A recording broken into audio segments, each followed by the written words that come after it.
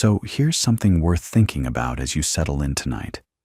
Right now, at this very moment, somewhere deep inside a nuclear reactor, atoms are splitting apart. And each time one of them breaks, it releases a tiny pulse of energy, a little flash of heat that came from the heart of a star that exploded billions of years ago, long before our sun even existed. The uranium fuel sitting inside a reactor today was forged in a supernova. That's not poetry.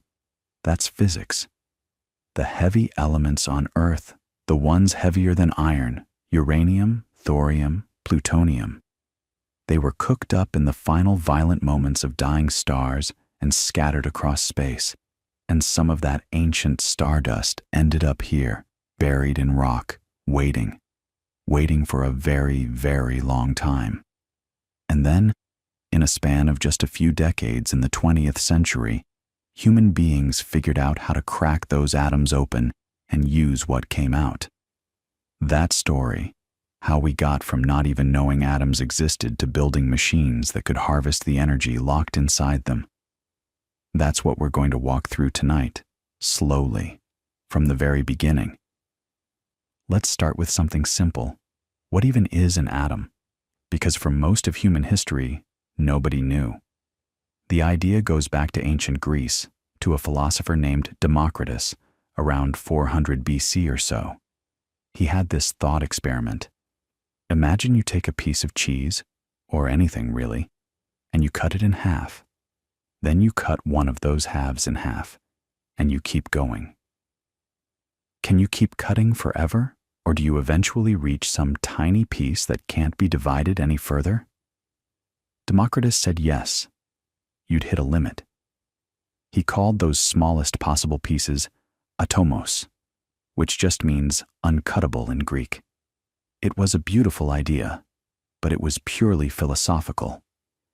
He had no way to test it, no experiments, no evidence.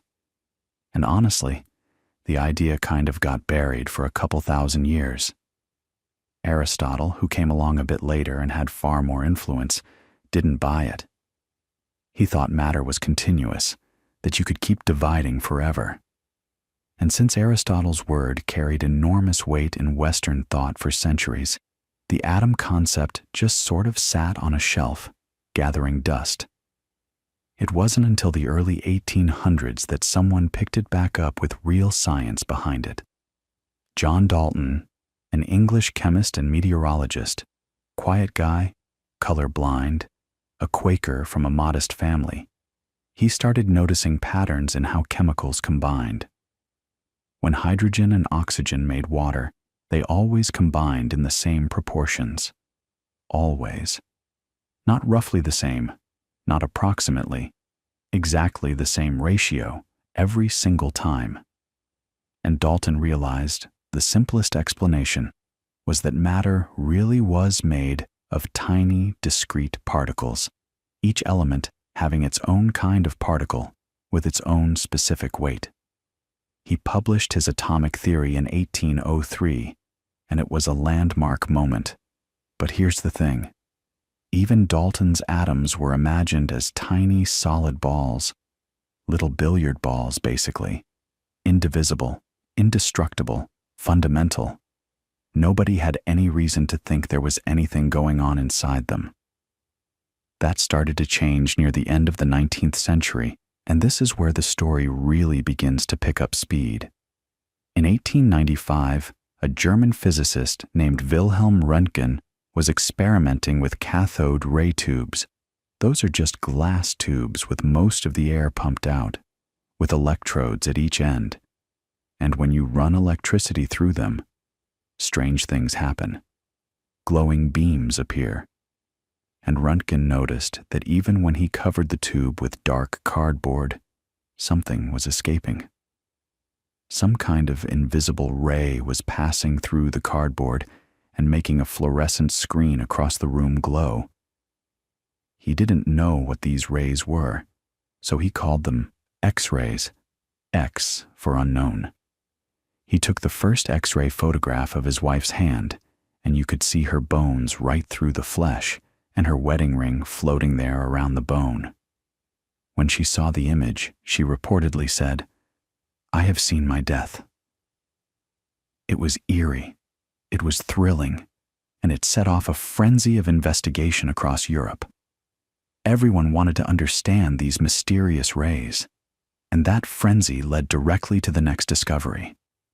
In Paris, a physicist named Henri Becquerel heard about Röntgen's X-rays and wondered if certain minerals that glow in sunlight, phosphorescent minerals, might also emit X-rays. He had some uranium salts in his lab, so he designed an experiment.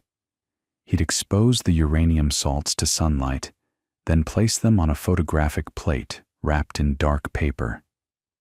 If the uranium was emitting X-rays, they'd pass through the paper and fog the plate. And it worked.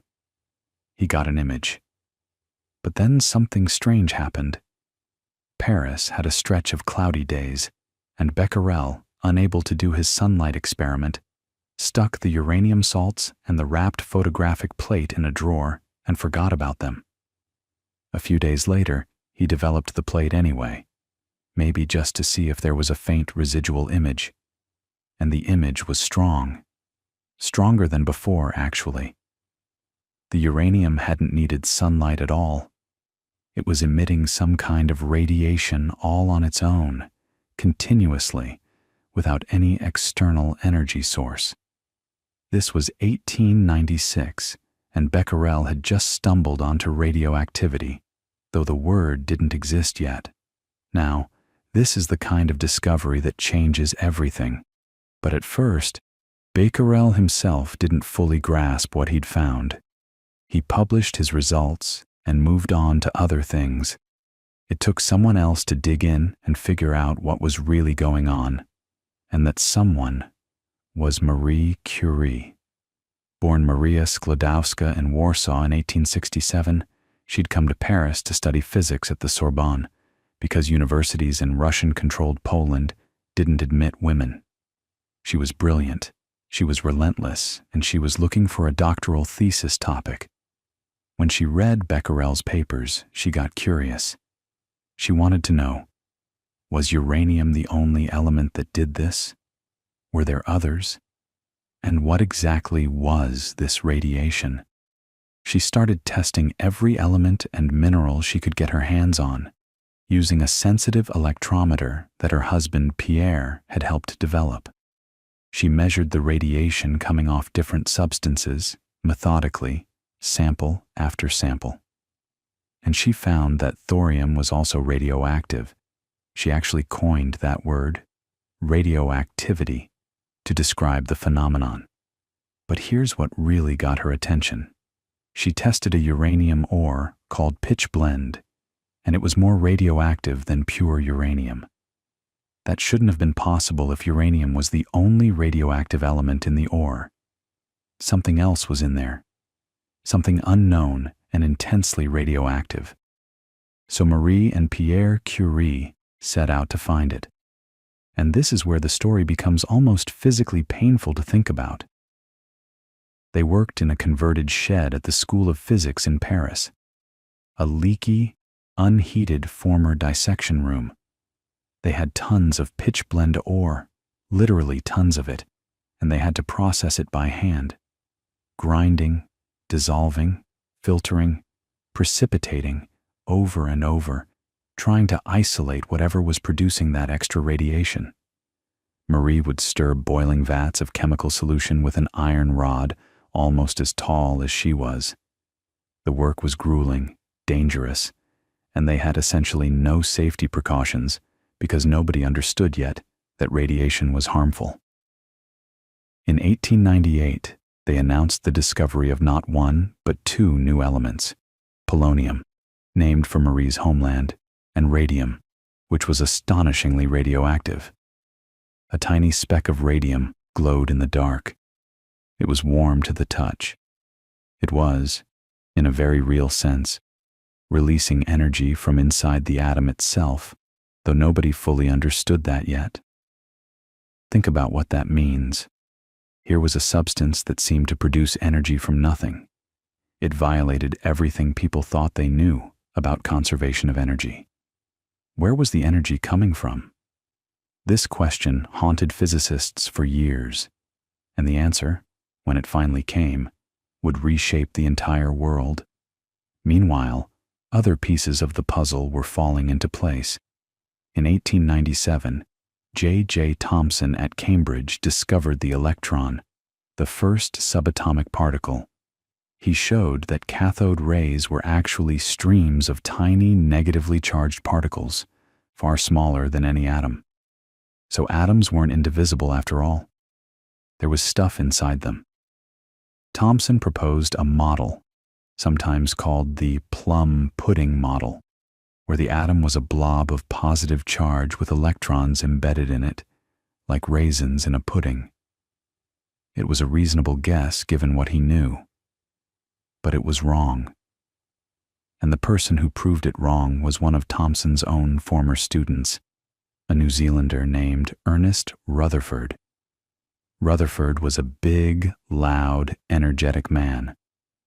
He once said that all science is either physics or stamp collecting, which didn't endear him to chemists.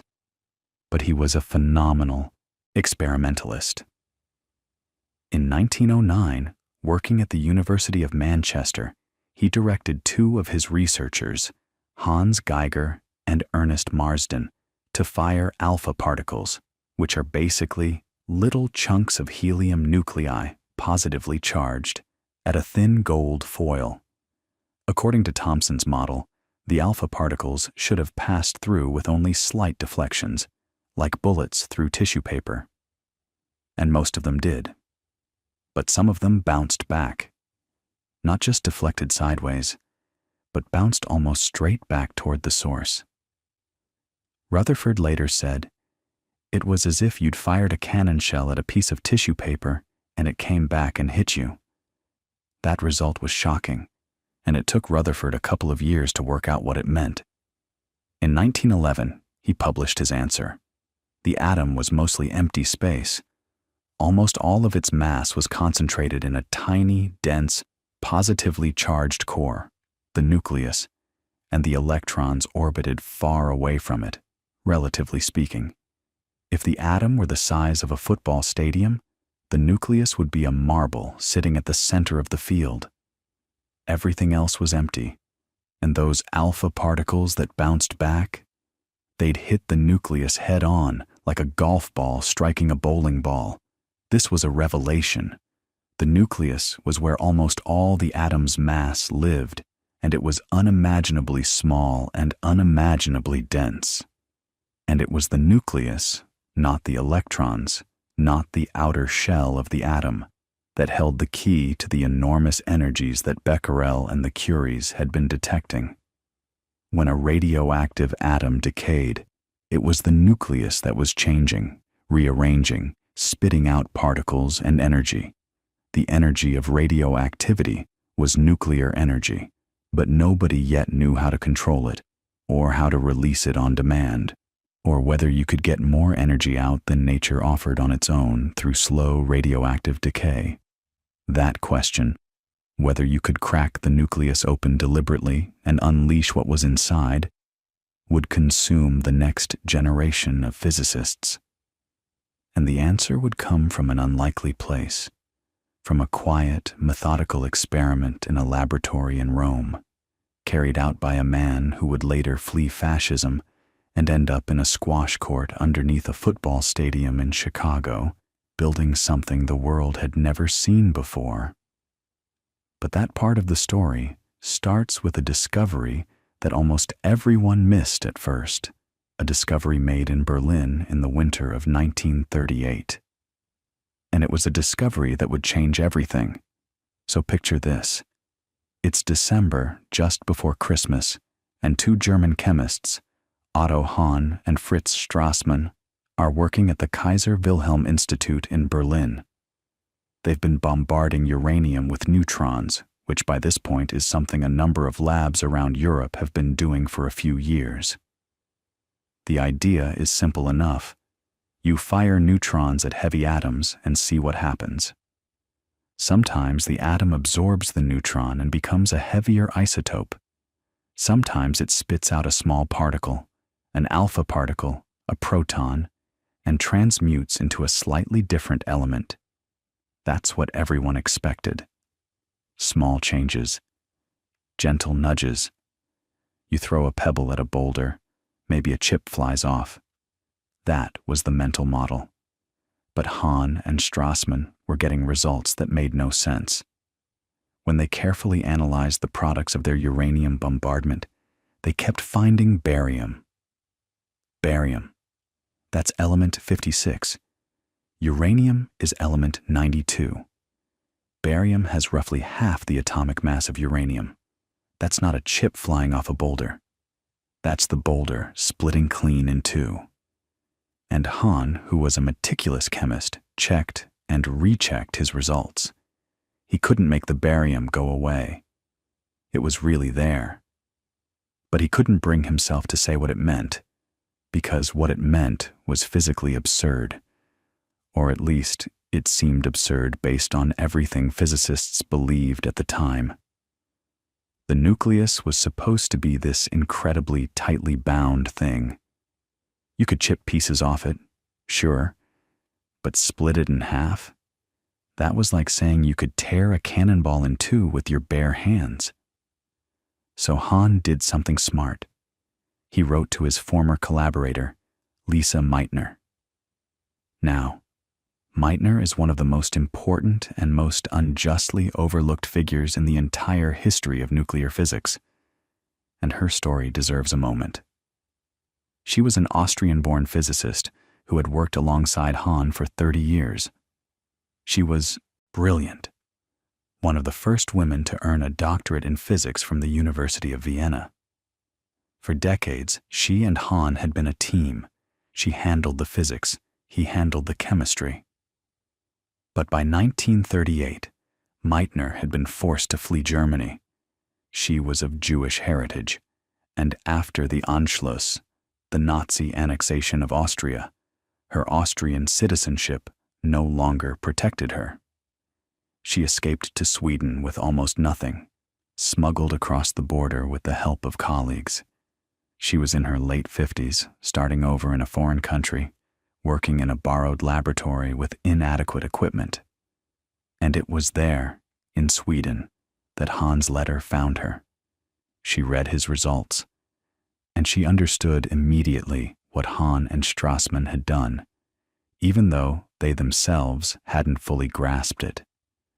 She was visiting relatives in the Swedish countryside over the Christmas holiday, and her nephew Otto Frisch, also a physicist, also a refugee from the Nazis, happened to be there too. The two of them went for a walk in the snow, and during that walk, sitting on a fallen tree trunk at one point, they worked out the physics on scraps of paper. Meitner remembered something. She remembered a model of the nucleus that had been proposed a few years earlier by Niels Bohr, the great Danish physicist. Bohr had suggested that the nucleus behaved a bit like a liquid drop, a wobbling sphere of nuclear material held together by the strong nuclear force, the same way surface tension holds a water droplet together. And Meitner realized that if you added a neutron to a very heavy nucleus like uranium, you might add just enough energy to make that liquid drop unstable. It would elongate, wobble, develop a waist in the middle like a figure 8.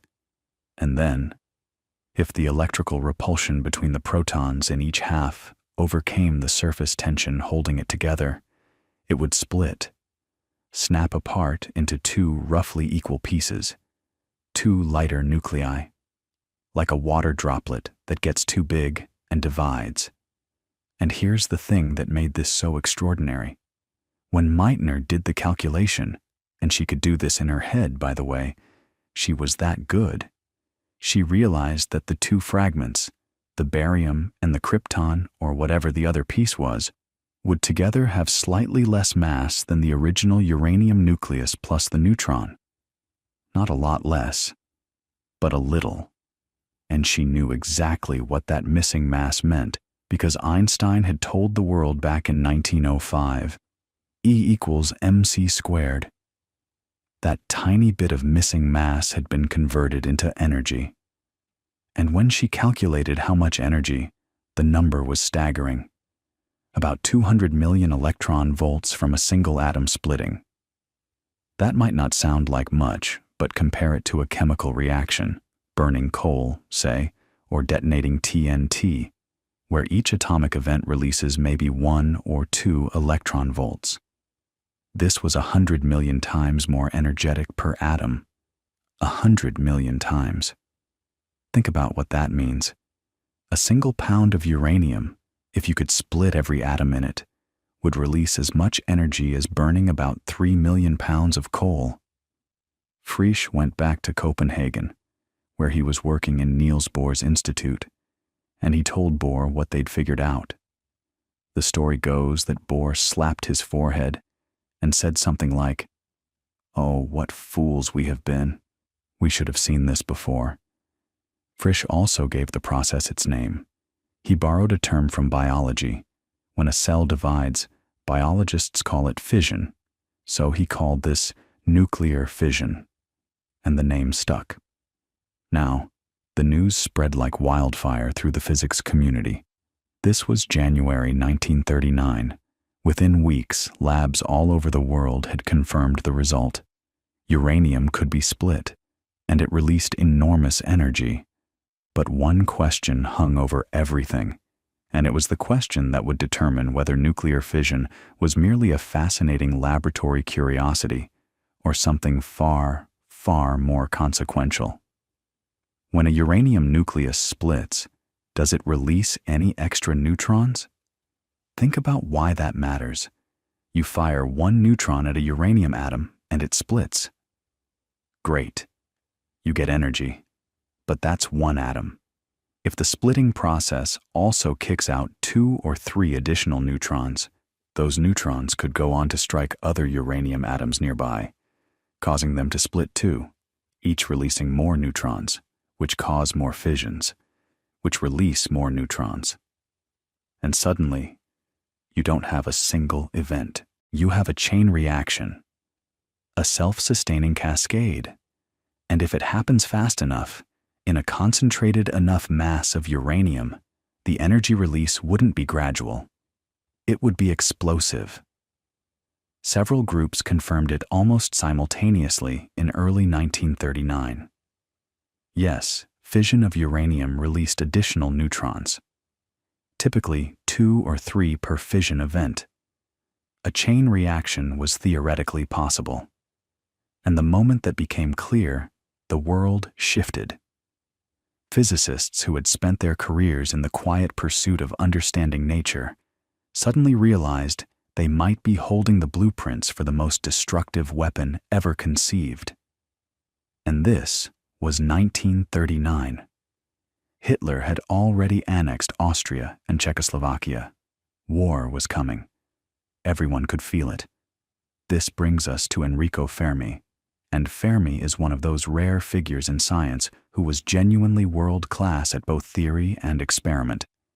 Most physicists are strong in one or the other, but Fermi was extraordinary at both. He'd been born in Rome in 1901, showed prodigious talent from a young age, and by his late 20s was already a leading figure in European physics. In the early 1930s, he'd been doing exactly the kind of neutron bombardment experiments that led to the discovery of fission.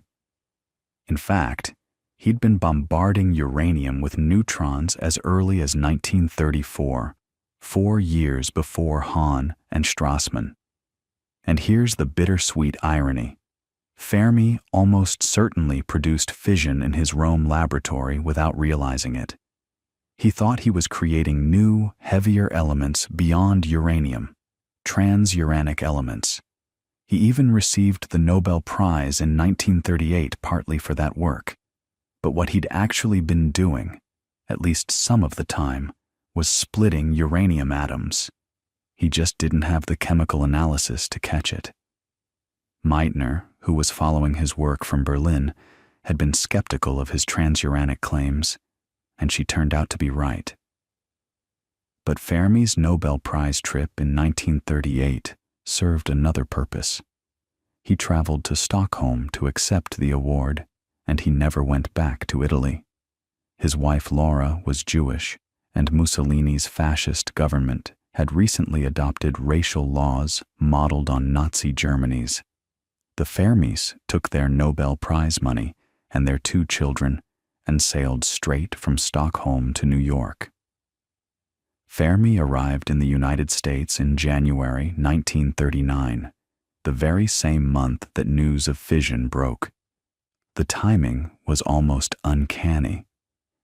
Within months, Fermi was at Columbia University, and he was already thinking about chain reactions, not as a theoretical possibility, but as an engineering problem. Could you actually build a device that sustained a controlled chain reaction? Not a bomb, not yet, but a reactor. Something that would prove the concept. And the challenges were formidable. You needed enough uranium in one place, a critical mass, so that the neutrons released by fission would find other uranium atoms before escaping. But natural uranium is mostly uranium-238, which tends to absorb neutrons without fissioning. Only a tiny fraction, about 0.7%, is uranium-235, the isotope that fissions readily with slow neutrons. So you had to find a way to slow the neutrons down, to moderate them, giving them a better chance of being captured by those rare U-235 atoms. Fermi's idea was to use graphite, pure carbon, as a moderator. Neutrons would bounce off carbon atoms, losing energy with each collision, slowing down to what physicists call thermal energies, where they're much more likely to cause fission in U-235. And so began one of the most remarkable engineering projects of the early atomic age. By 1942, Fermi and his team had moved to the University of Chicago, and they were building their reactor in the most unlikely of places, a converted squash court underneath the west stands of Stagg Field, the university's football stadium. They called it Chicago Pile 1, or CP1, and the name was literal. It was a pile. Layers of graphite bricks, about 45,000 of them, totaling roughly 385 tons, stacked carefully with lumps of uranium and uranium oxide embedded at precise intervals. No radiation shielding, no containment structure, just a pile of graphite and uranium in a squash court in the middle of a major American city with a war raging across 2 oceans. The control mechanism was elegant in its simplicity. They had cadmium strips. Cadmium is a powerful neutron absorber that could be inserted into the pile to soak up neutrons and keep the reaction from going. Pull the strips out, and more neutrons would be available for fission, and the reaction rate would increase. Push them back in, and it would slow down. One of the control rods was literally tied to a rope and held by a man standing on a platform above the pile, ready to drop it in by hand if things went wrong.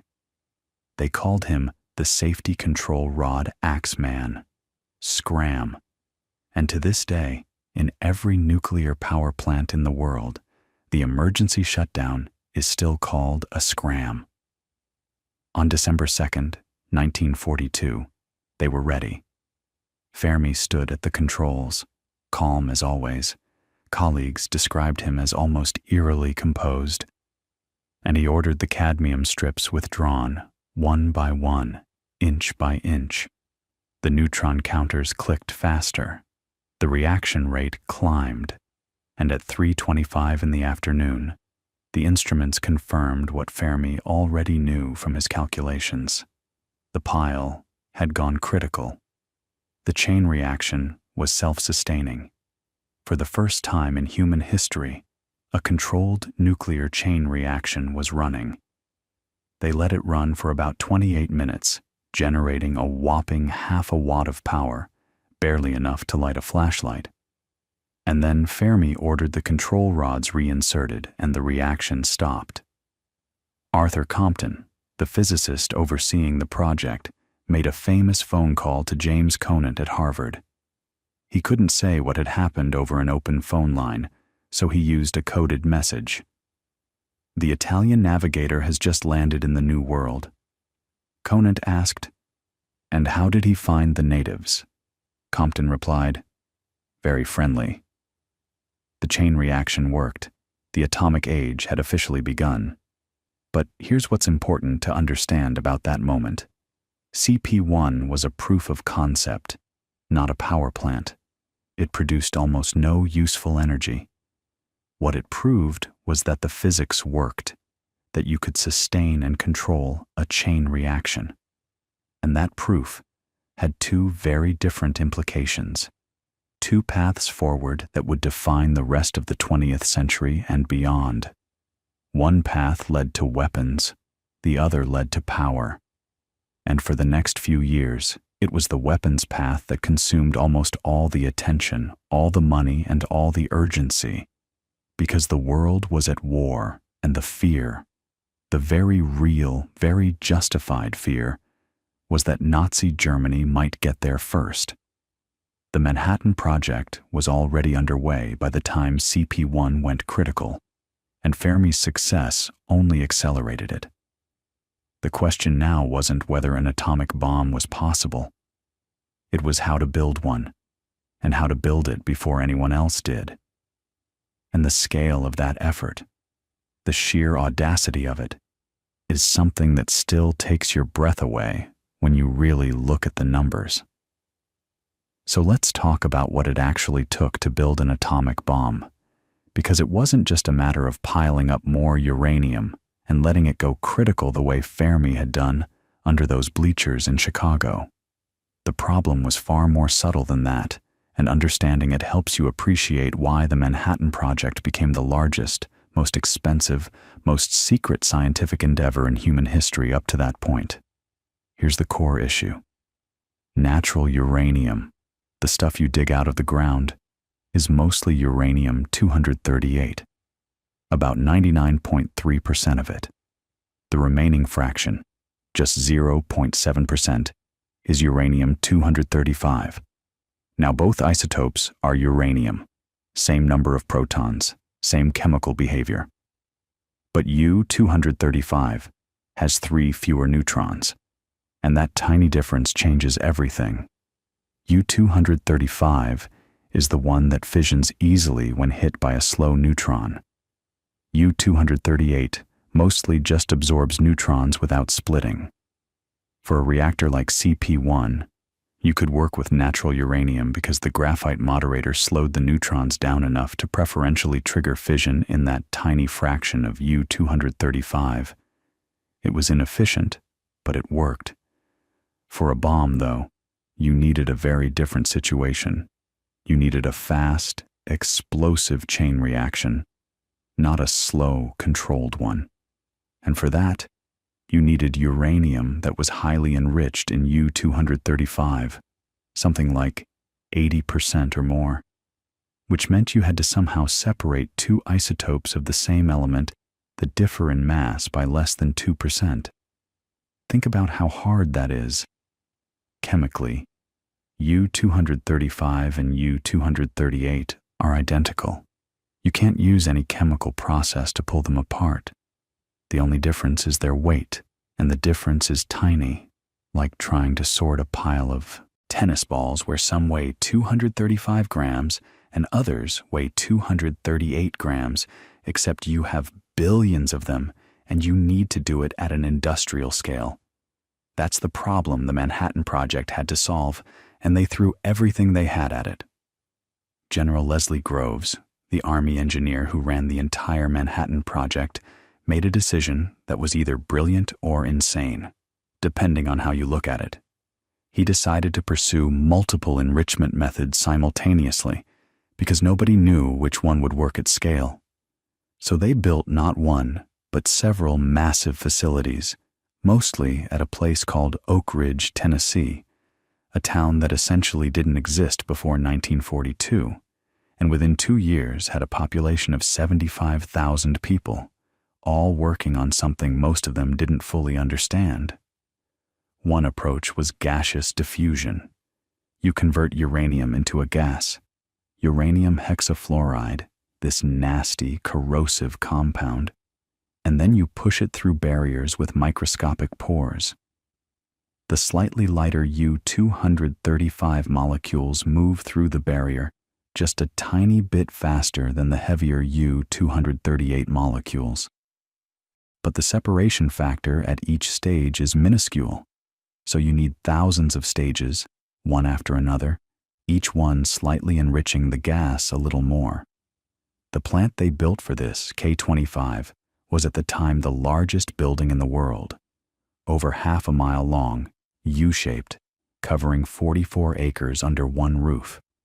And it required barriers with billions of tiny holes, each one smaller than a micrometer, that had to resist corrosion from uranium hexafluoride, which attacks almost everything. Getting those barriers to work was one of the most difficult materials science challenges of the entire war. Another approach was electromagnetic separation, championed by Ernest Lawrence at Berkeley.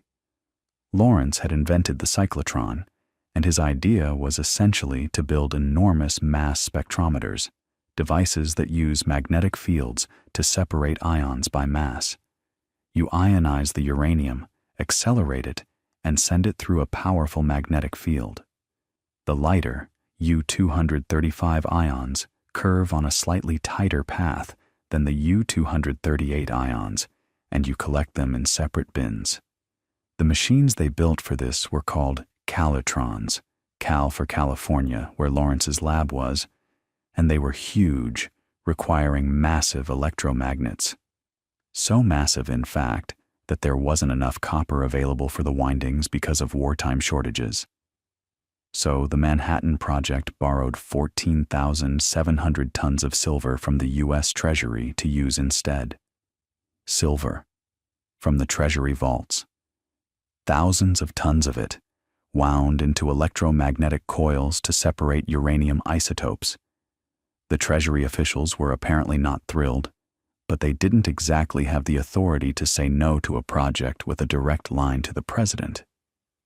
And here's a detail that always gets me. The calitrons were operated largely by young women from rural Tennessee, who had been trained to monitor dials and adjust controls. They had no idea what they were doing in any scientific sense. They were told to keep certain needles in certain ranges, and that was it. And they were actually better at it than the physicists, because the physicists kept trying to understand and optimize the process and would overthink their adjustments, while the operators just calmly kept the needles where they were supposed to be. There's something both charming and unsettling about that. The most consequential technology in human history being operated by people who had no idea what they were building. Now, there was also a completely different path to a bomb, and this is where things get really interesting from a nuclear physics standpoint. Remember how U-238 mostly just absorbs neutrons? Well, when it does, it becomes U-239, which is unstable and quickly decays, through 2 beta decays, into a brand new element, one that doesn't exist in nature. Element 94, plutonium. And plutonium-239, it turns out, is even more fissile than U-235. It splits beautifully when hit by neutrons, and you can produce it in a reactor. You don't need to separate isotopes at all. You just need to irradiate natural uranium in a reactor, pull out the fuel, and chemically extract the plutonium.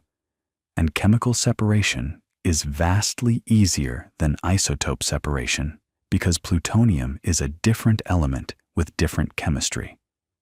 This is why Fermi's CP1 mattered so much to the weapons program. It wasn't just a proof of concept for chain reactions. It was the first step toward producing plutonium, and the next step was building reactors that could produce it in quantity. That happened at Hanford, Washington along the Columbia River, where they built 3 massive production reactors, the B, D, and F reactors, starting in 1943. The B reactor was the world's first full-scale plutonium production reactor, and it went critical in September 1944. These weren't little experiments under stadium bleachers. They were enormous, water-cooled, graphite-moderated reactors designed to produce as much plutonium as possible, and they almost failed immediately. When the B reactor first started up, it worked fine for a few hours, and then the power began dropping. The chain reaction was dying, and nobody could figure out why. Fermi and the other physicists were baffled. The reactor was poisoning itself, but with what? It took some brilliant detective work, largely by John Wheeler and Fermi, to figure out that one of the fission products, xenon-135, was an incredibly potent neutron absorber. As the reactor ran, it produced xenon-135 as a byproduct, and the xenon was soaking up neutrons like a sponge, killing the chain reaction. This was a completely unexpected problem, something nobody had predicted. And here's where a bit of engineering conservatism saved the entire program. When DuPont, the company that built the Hanford reactors, had designed the core, their engineers had insisted on adding extra fuel channels beyond what the physicists said was necessary. The physicists thought it was wasteful over-engineering. But those extra channels meant they could load more uranium into the reactor, which provided enough additional reactivity to overcome the xenon poisoning. Without DuPont's cautious engineering instinct, the Hanford reactors might have been useless. Sometimes the most important engineering decision is building in a margin you hope you'll never need. So by mid-1945, both paths had converged. Oak Ridge was producing enriched uranium-235. Hanford was producing plutonium-239. And in Los Alamos, New Mexico, a secret laboratory perched on a mesa in the desert, led by J. Robert Oppenheimer, teams of physicists and engineers were figuring out how to turn these materials into actual weapons. The uranium bomb was conceptually simpler. You take 2 subcritical masses of highly enriched uranium and slam them together very fast using a conventional explosive charge, creating a single supercritical mass. The chain reaction happens in microseconds, and you get an explosion. This design was called Little Boy, and the scientists were so confident it would work that they never even tested it before dropping it on Hiroshima on August 6, 1945. The plutonium bomb was trickier. Plutonium had a problem. It contained traces of plutonium-240, which undergoes spontaneous fission, spitting out stray neutrons. In a simple gun-type design like Little Boy, those stray neutrons would start the chain reaction prematurely, before the core was fully assembled, and you'd get a fizzle instead of a full explosion. So the Los Alamos team had to invent a completely different approach: implosion. Instead of slamming 2 pieces together, you surround a sphere of plutonium with carefully shaped conventional explosives and detonate them all simultaneously, compressing the plutonium inward from every direction. The compression increases the density, which makes the core supercritical. But the explosive lenses, the shaped charges that focus the blast wave inward, had to be machined with extraordinary precision. If the compression wasn't perfectly symmetrical, the core would squirt out sideways instead of compressing uniformly, and you'd get nothing. This was the design they tested first. On July 16, 1945, in a remote stretch of New Mexico desert called the Jornada del Muerto, the Journey of the Dead Man, they detonated the first nuclear weapon in history. They called it Trinity. The explosion was equivalent to about 21,000 tons of TNT. It vaporized the steel tower it sat on, created a crater of radioactive glass in the desert floor, and was visible from 200 miles away. Oppenheimer later said he thought of a line from the Bhagavad Gita: "Now I am become death, the destroyer of worlds." Kenneth Bainbridge, the test director, said something more direct: "Now we are all sons of bitches." 3 weeks later, Little Boy was dropped on Hiroshima. 3 days after that, a plutonium implosion bomb called Fat Man was dropped on Nagasaki. The combined death toll was somewhere around 200,000 people, many of them civilians who died instantly, many more who died in the days and weeks that followed from burns and radiation sickness. Japan surrendered on August 15, 1945. The war was over, and the world was changed in a way that could never be unchanged. The thing about nuclear technology, and this is something worth sitting with for a moment, is that it cannot be uninvented. Once you know that splitting atoms releases energy on this scale, that knowledge exists forever. The question after 1945 was never whether nuclear energy would shape the future. It was how. And the answer to that question was about to take a very different turn, because even as the bombs were falling, some of the same scientists who built them were already thinking about the other path, the one that led not to weapons, but to electricity, to power plants, to a world where the energy locked inside the atom might light cities instead of destroying them. That transition from bomb to reactor, from weapon to power source, didn't happen overnight, and it didn't happen cleanly. The military implications dominated everything in the late 1940s, especially once the Soviet Union detonated its own atomic bomb in August 1949, years earlier than most American officials expected. But underneath the arms race, a quieter effort was building momentum, driven by a question that seems almost quaint in hindsight, but was genuinely revolutionary at the time. Could you use a nuclear reactor to boil water, spin a turbine, and generate electricity? And if you could, what kind of reactor would you build to do it? The answer to that question would come from an unexpected place, not a university lab or a government think tank, but from a man who spent most of his career thinking about submarines. Captain Hyman G. Rickover, United States Navy. And if you've never heard of Rickover, well, that's a story worth telling, because this one person, stubborn, abrasive, brilliant, and almost universally disliked by his superiors, arguably did more to shape the civilian nuclear power industry than any other single human being. And the way he did it tells you a lot about how engineering actually happens in the real world, which is to say, messily, politically, and often for reasons that have nothing to do with what's technically optimal. So let's talk about Rickover. Born in 1900 in a small town in what's now Poland, his family emigrated to the United States when he was 6. Grew up in Chicago, worked his way through the Naval Academy, and by the early 1940s was a middling naval officer with a reputation for being incredibly demanding, incredibly competent, and incredibly difficult to work with. The kind of person who would read every technical report himself, who would call engineers at midnight to ask why a valve specification had changed, who would refuse to accept any answer that started with, "I think," instead of "I know."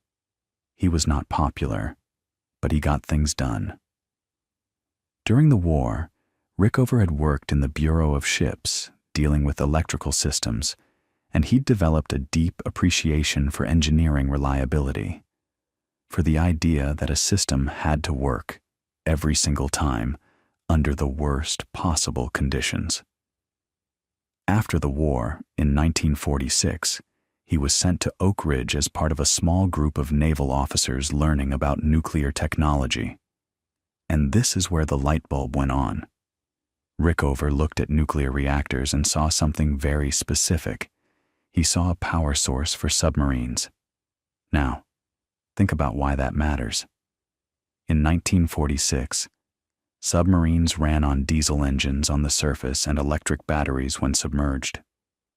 The batteries had limited capacity, which meant a submarine could only stay underwater for a matter of hours before it had to surface, or at least raise a snorkel to run the diesels and recharge. This made submarines vulnerable. They were fast and deadly when submerged, but they were tethered to the surface in a fundamental way. A nuclear reactor would change everything because a reactor doesn't need air. It doesn't burn anything. It doesn't need oxygen. A nuclear-powered submarine could stay submerged for weeks, months even, limited only by the crew's food supply and sanity. It would be, in a very real sense, a true submarine for the first time. A vessel that actually lived underwater rather than just visiting. Rickover became obsessed with making this happen. And I mean obsessed. He lobbied, he maneuvered, he went around the chain of command. He cultivated allies in Congress. He made enemies of admirals who outranked him by several grades. The Navy twice tried to force him into retirement, and both times political pressure, much of it generated by Rickover himself, kept him in place. He was eventually given command of a new division within the Atomic Energy Commission, the Naval Reactors Branch, and simultaneously held a Navy position, which gave him a foot in both worlds. And from that perch, he built something remarkable. The reactor Rickover chose for the first nuclear submarine was a pressurized water reactor, or PWR. And here's where we need to slow down and talk about how this type of reactor actually works. Because this decision, made in the late 1940s for a submarine, would end up defining the entire civilian nuclear power industry for the next 70 years. The reactor design that powers most of the world's nuclear plants today traces directly back to what Rickover wanted to put inside a submarine hull. That's an extraordinary thing when you think about it. So, a pressurized water reactor. The basic idea is this. You have a core filled with fuel, uranium enriched, so that it has a higher percentage of that fissile U-235 than you'd find in nature. Neutrons hit the uranium atoms, they split, they release energy as heat, and they release more neutrons that go on to split more atoms. That's your chain reaction, the same basic process Fermi demonstrated under the squash court in Chicago. But now you need to do something useful with all that heat. In a PWR, you pump water through the core. The water serves two purposes. First, it acts as a coolant. It carries the heat away from the fuel so the fuel doesn't melt. Second, and this is the clever part, the water also acts as the moderator. Remember, fission works best with slow neutrons, and water is excellent at slowing neutrons down. The hydrogen atoms in water are almost the same mass as a neutron, so when a neutron collides with a hydrogen nucleus, it transfers a lot of its kinetic energy, like a billiard ball hitting another billiard ball of the same size. The neutron slows down, becomes a thermal neutron, and is much more likely to cause another fission event.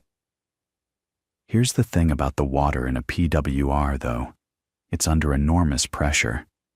We're talking about 150 atmospheres or more, about 2,200 pounds per square inch. The reason for this is simple but important. You want the water to get very hot without boiling. At normal atmospheric pressure, water boils at 100 degrees Celsius, but under high pressure, you can push that boiling point much higher, up to around 315 or 320 degrees Celsius in a typical PWR. So the water flowing through the reactor core gets extremely hot, well over 300 degrees, but it stays liquid.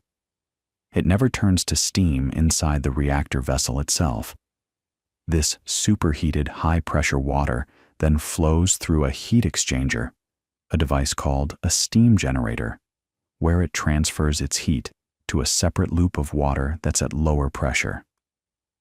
That secondary water does boil, producing steam, and that steam goes on to spin a turbine, which turns a generator, which makes electricity. Or, in the case of a submarine, it turns the propeller shaft. The key insight is that the radioactive water from the reactor core never touches the turbine. It stays in its own closed loop. The steam that drives the turbine comes from the secondary loop and is not radioactive. This is a safety feature, and it's one of the reasons Rickover liked the PWR design. It kept the radioactive stuff contained in a relatively compact primary system. Now, was this the best possible reactor design for generating electricity? That's actually a really interesting question, and the honest answer is probably not. There were other designs being explored in the late 1940s and early 1950s that had certain theoretical advantages.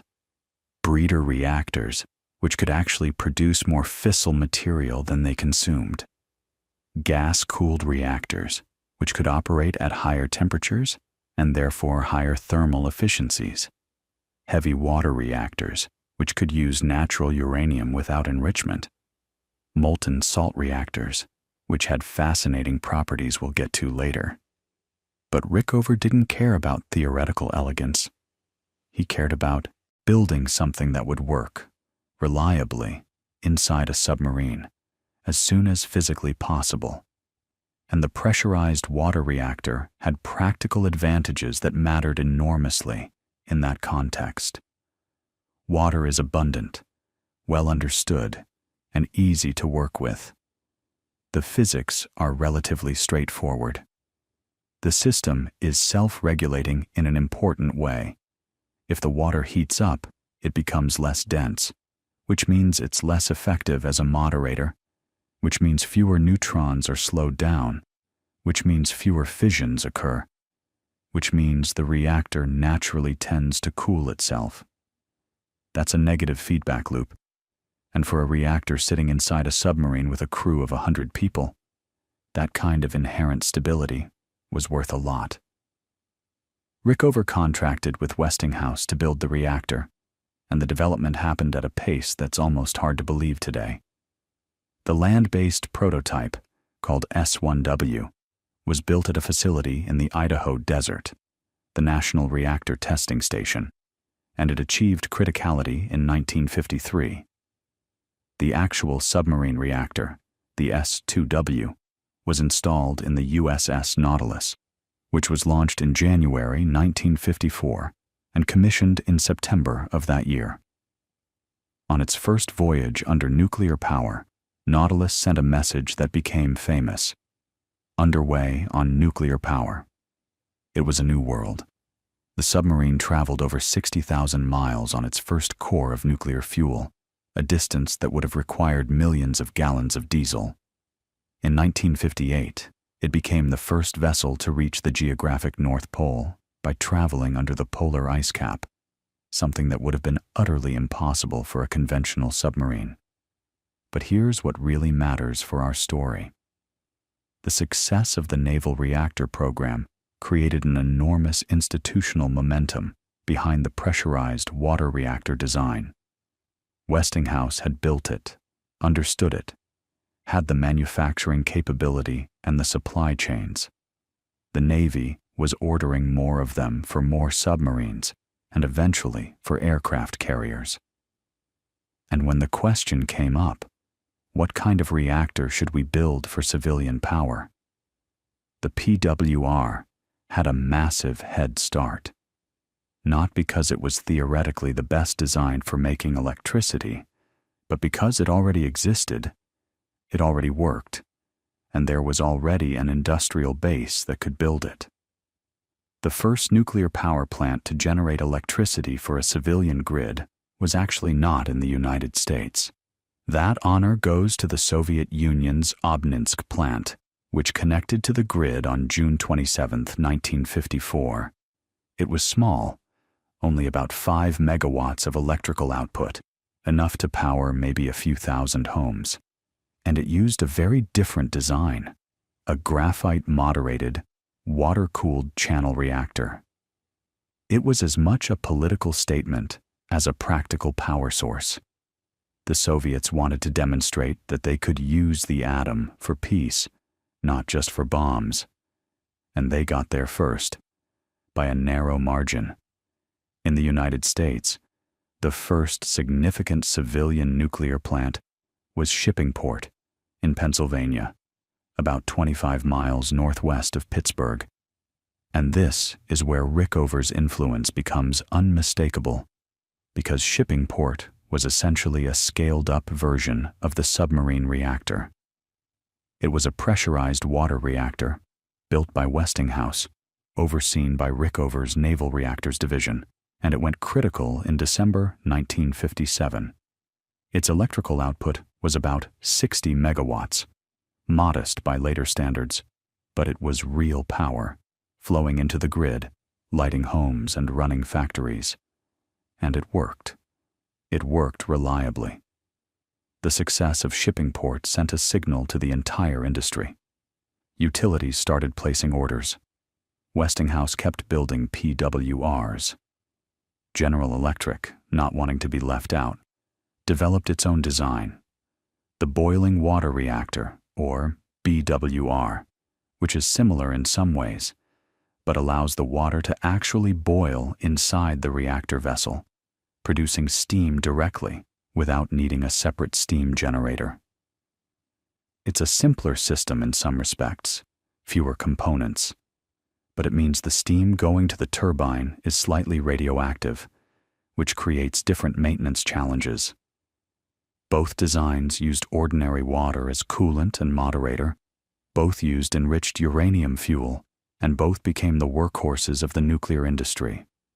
Together, PWRs and BWRs are called light water reactors, and to this day, they account for something like 90% of all operating nuclear power plants in the world. And this is worth pausing on, because it's one of those moments in engineering history where a decision made for very specific, very practical reasons, in this case, what works inside a submarine hull, ends up locking in a technological path for decades.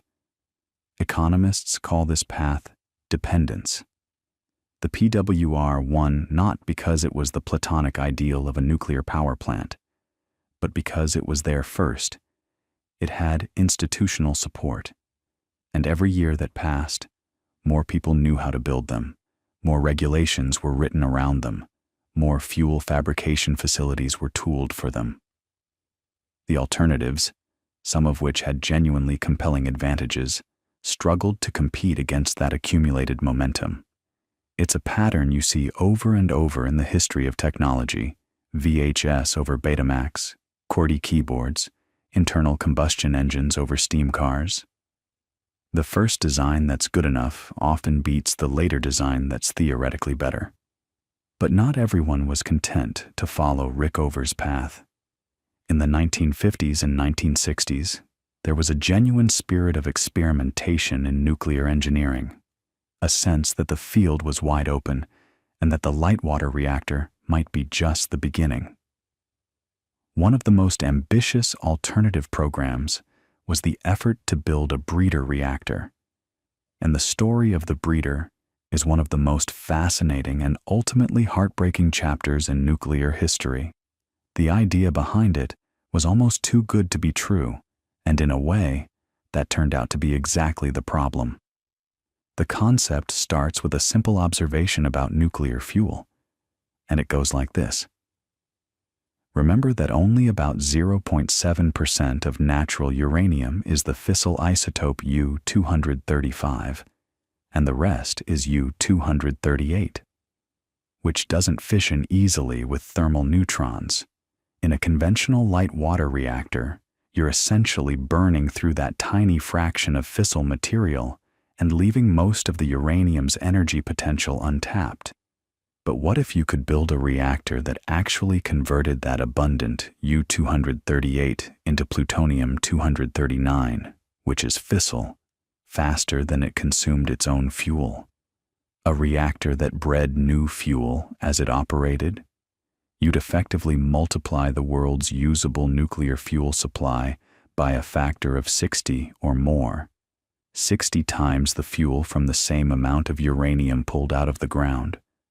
That's not a marginal improvement. That's a transformation. It would mean that the known reserves of uranium on Earth could power civilization not for decades but for thousands of years. And the physics wasn't speculative. It was well understood. When a fast neutron strikes a U-238 nucleus, the uranium can absorb it and, through a couple of beta decays, transmute into plutonium-239. Enrico Fermi and his colleagues had known about this process since the early 1940s.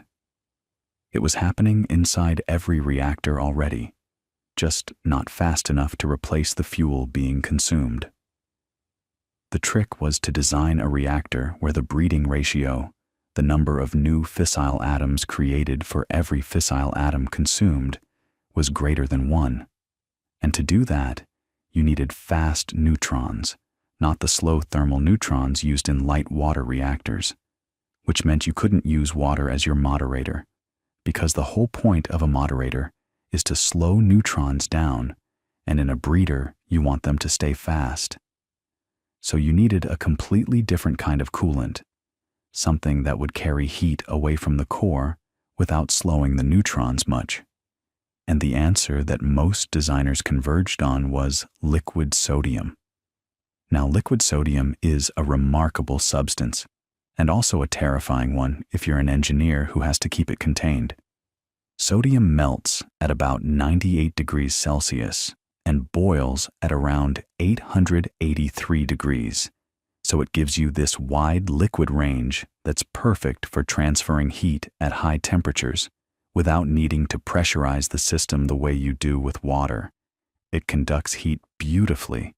It doesn't slow neutrons down much. On paper, it's ideal, but sodium reacts violently with water, explosively in fact, and it burns when exposed to air. So every pipe joint, every weld, every valve in a sodium-cooled reactor has to be absolutely leak-proof, because even a small sodium leak can cause a fire, and if sodium ever contacts the water in the steam generators, you get a rapid, energetic chemical reaction that can rupture equipment. This is not a theoretical concern.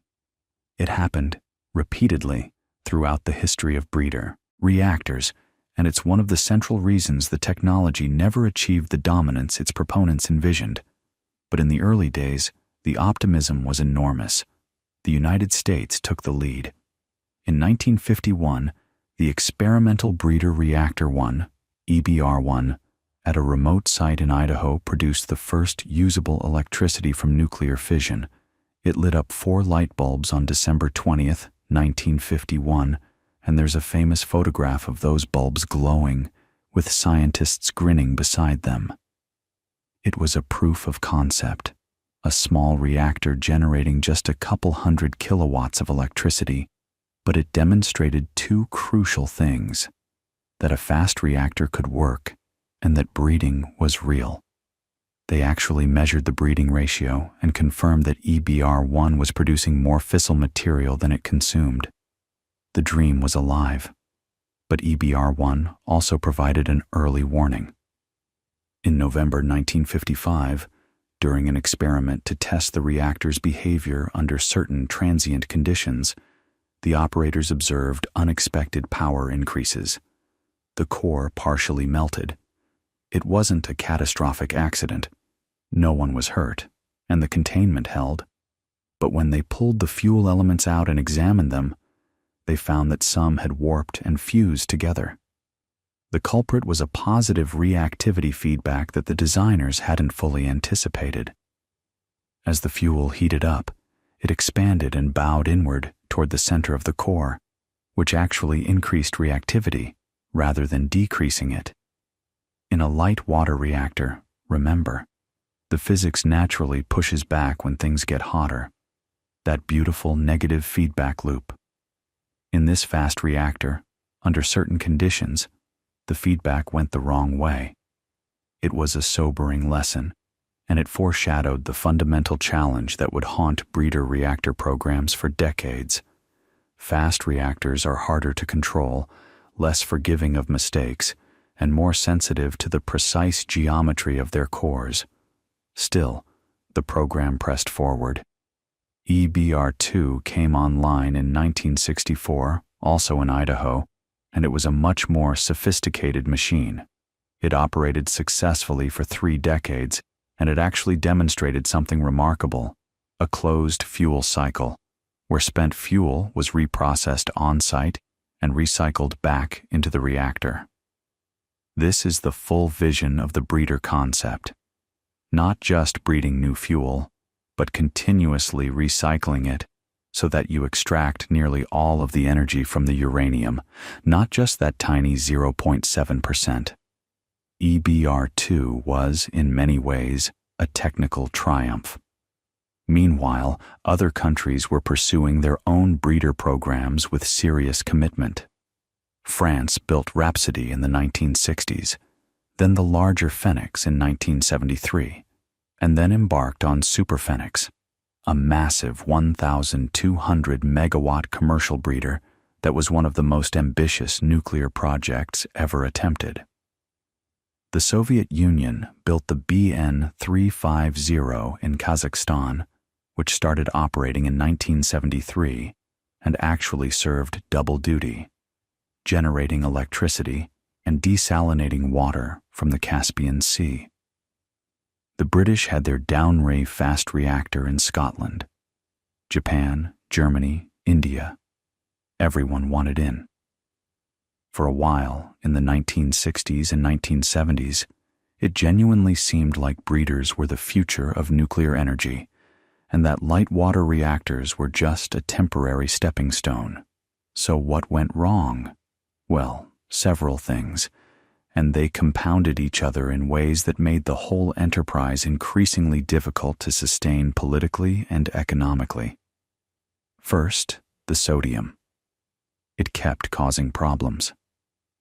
Super Phoenix, which started up in 1985, was plagued by sodium leaks throughout its operational life. One major leak in 1987 forced a shutdown that lasted years.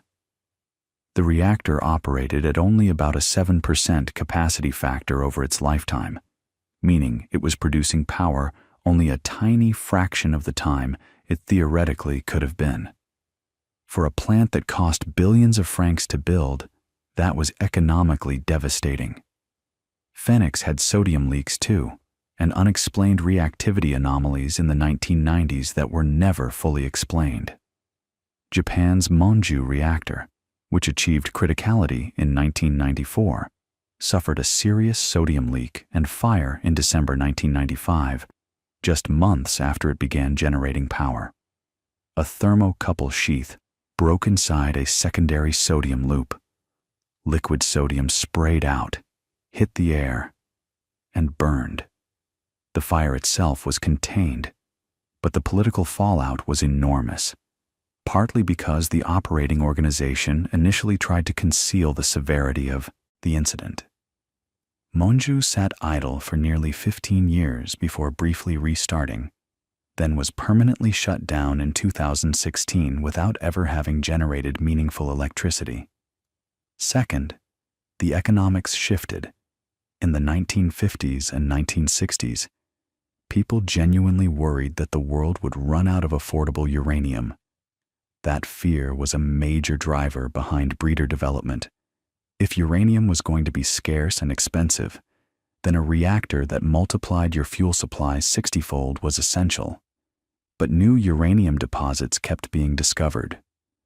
Prices stayed low, the urgency evaporated, and breeder reactors, with their exotic sodium coolant systems, their complex fuel reprocessing requirements, and their need for highly specialized engineering were significantly more expensive to build and operate than conventional light water reactors.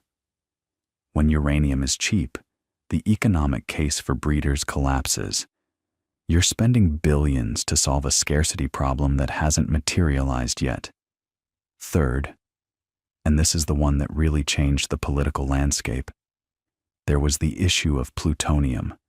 Breeder reactors produce plutonium. That's the whole point. But plutonium is also the material used in nuclear weapons. And fuel reprocessing, which is essential to the breeder fuel cycle, involves chemically separating plutonium from spent fuel, which means you have a stream of weapons-usable material flowing through your civilian energy infrastructure. In 1974, India conducted what it called a peaceful nuclear explosion using plutonium that had been produced in a research reactor supplied by Canada and reprocessed with technology provided under civilian agreements. The test shocked the world and fundamentally changed how governments thought about the relationship between civilian nuclear technology and weapons proliferation. In the United States, the response was dramatic. President Gerald Ford issued a policy statement in 1976 expressing concern about reprocessing and plutonium commerce. Then Jimmy Carter, who took office in 1977, and who, by the way, was a former nuclear submarine officer who had studied under Rickover, went further. Carter indefinitely deferred commercial reprocessing of spent nuclear fuel in the United States and effectively killed the Clinch River Breeder Reactor project, which was supposed to be America's first commercial-scale breeder. Carter's reasoning was straightforward. The United States couldn't credibly ask other nations to forgo reprocessing and plutonium production if it was pursuing those technologies itself. The decision was controversial. Many nuclear engineers believed it was a mistake that surrendered American leadership in an important technology, but it stuck. Congress formally canceled the Clinch River project in 1983. And so, the breeder dream faded, at least in the West. France shut down Superphénix in 1998. Britain closed its fast reactor program. The United States walked away. Only Russia continued with real commitment, operating the BN 600 and later commissioning the BN 800 in 2016. India has maintained a long-term breeder program, with its prototype fast breeder reactor at Kalpakkam under construction for years, driven by India's unique situation. Large thorium reserves but limited uranium, making the breeder cycle strategically important.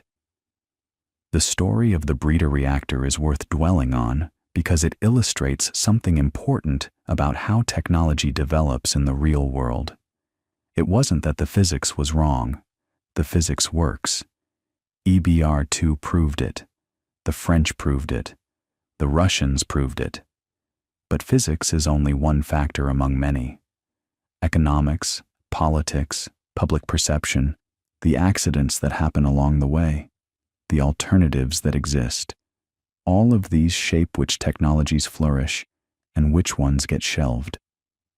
The breeder reactor was a beautiful idea that ran into the messy reality of sodium fires, proliferation fears, cheap uranium, and the sheer difficulty of building and operating something that complex at commercial scale.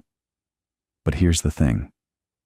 While the breeder programs were rising and falling, the mainstream nuclear industry was going through its own dramatic arc, and the 1970s were about to become the most consequential decade in the history of civilian nuclear power for reasons both triumphant and devastating.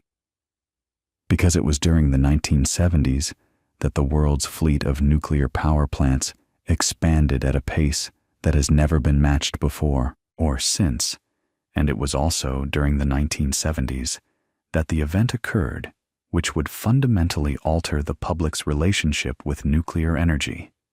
An event at a place called 3 Mile Island, in a reactor that was, ironically, one of those light water designs that had been chosen precisely because it was supposed to be the safe, proven, reliable option.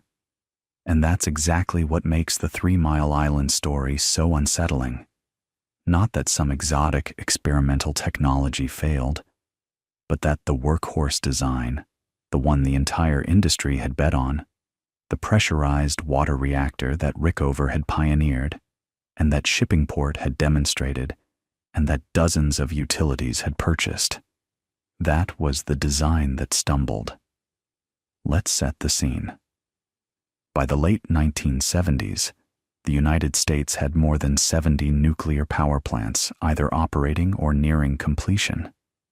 The oil crisis of 1973 had sent electricity prices soaring, and nuclear energy looked like the answer. Utilities were ordering reactors the way you might order appliances. General Electric BWRs, Westinghouse and Babcock, and Wilcox PWRs, combustion engineering designs. France was building its own massive fleet. The Soviet Union was expanding. Japan, South Korea, West Germany. Everyone was getting into the game. Nuclear power was going to be, in the famous phrase, too cheap to meter. That phrase, by the way, was actually said by Lewis Strauss, chairman of the Atomic Energy Commission, back in 1954, and it became one of those predictions that haunts you. Because it turned out not to be cheap at all, and the reasons for that are complicated and fascinating, and we'll get to some of them. But in the late 70s, optimism was still the dominant mood in the industry. 3 Mile Island is a real island, sitting in the middle of the Susquehanna River near Harrisburg, Pennsylvania. The plant there had 2 units. Unit 1 had been operating without major incident since 1974. Unit 2 was newer, a Babcock and Wilcox pressurized water reactor that had only come online in December 1978, barely 4 months before the accident. It was essentially brand new. What happened on March 28, 1979, is one of the most studied sequences of events in engineering history, and it's worth walking through carefully because it teaches you something profound about how complex systems fail. It's almost never one thing. It's a cascade, a chain of small problems, each one manageable on its own, that combine in ways nobody anticipated. It started around 4 a.m. with something mundane, a blockage in a system called the condensate polisher, which is basically a water purification system in the secondary loop.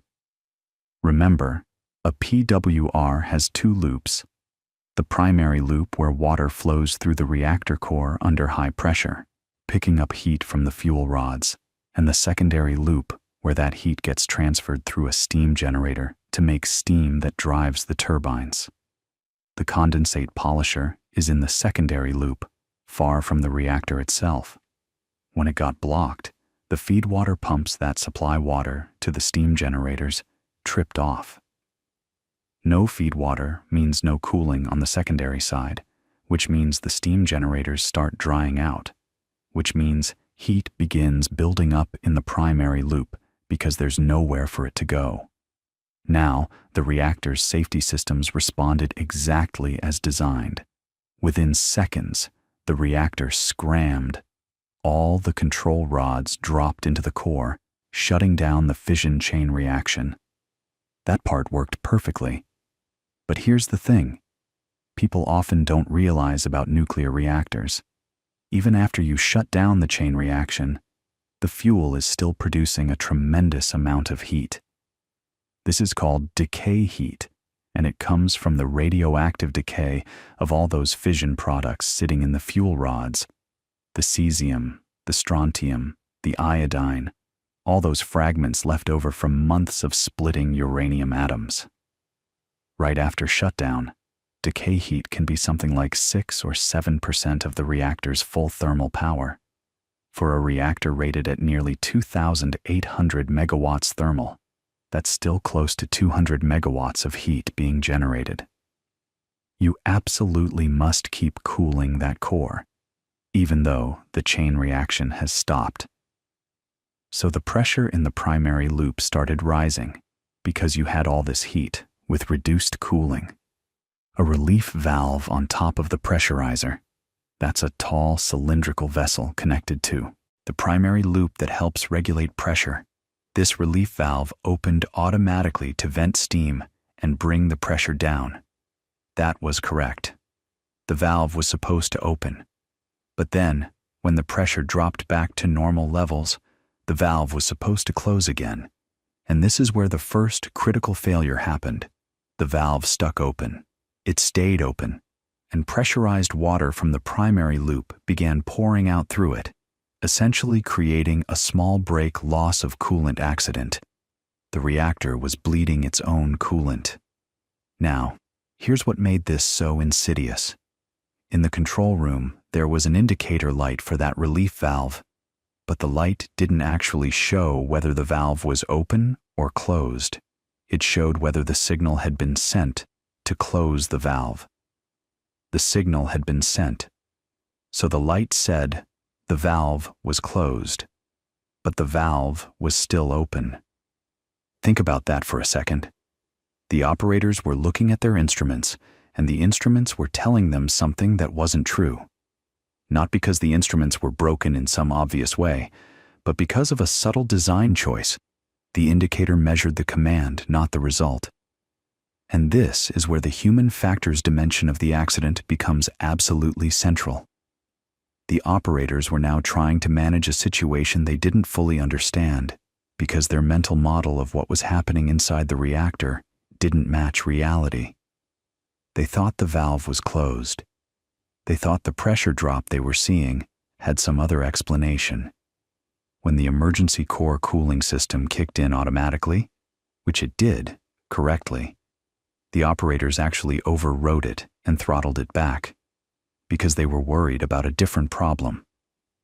They were concerned about the pressurizer going solid, meaning completely filling with water, which can make the system harder to control. In their minds, based on what the instruments were telling them, the system had too much water. In reality, the system was losing water through that stuck-open valve, and the core was beginning to uncover. For over 2 hours, coolant drained from the primary system. The top of the reactor core became exposed.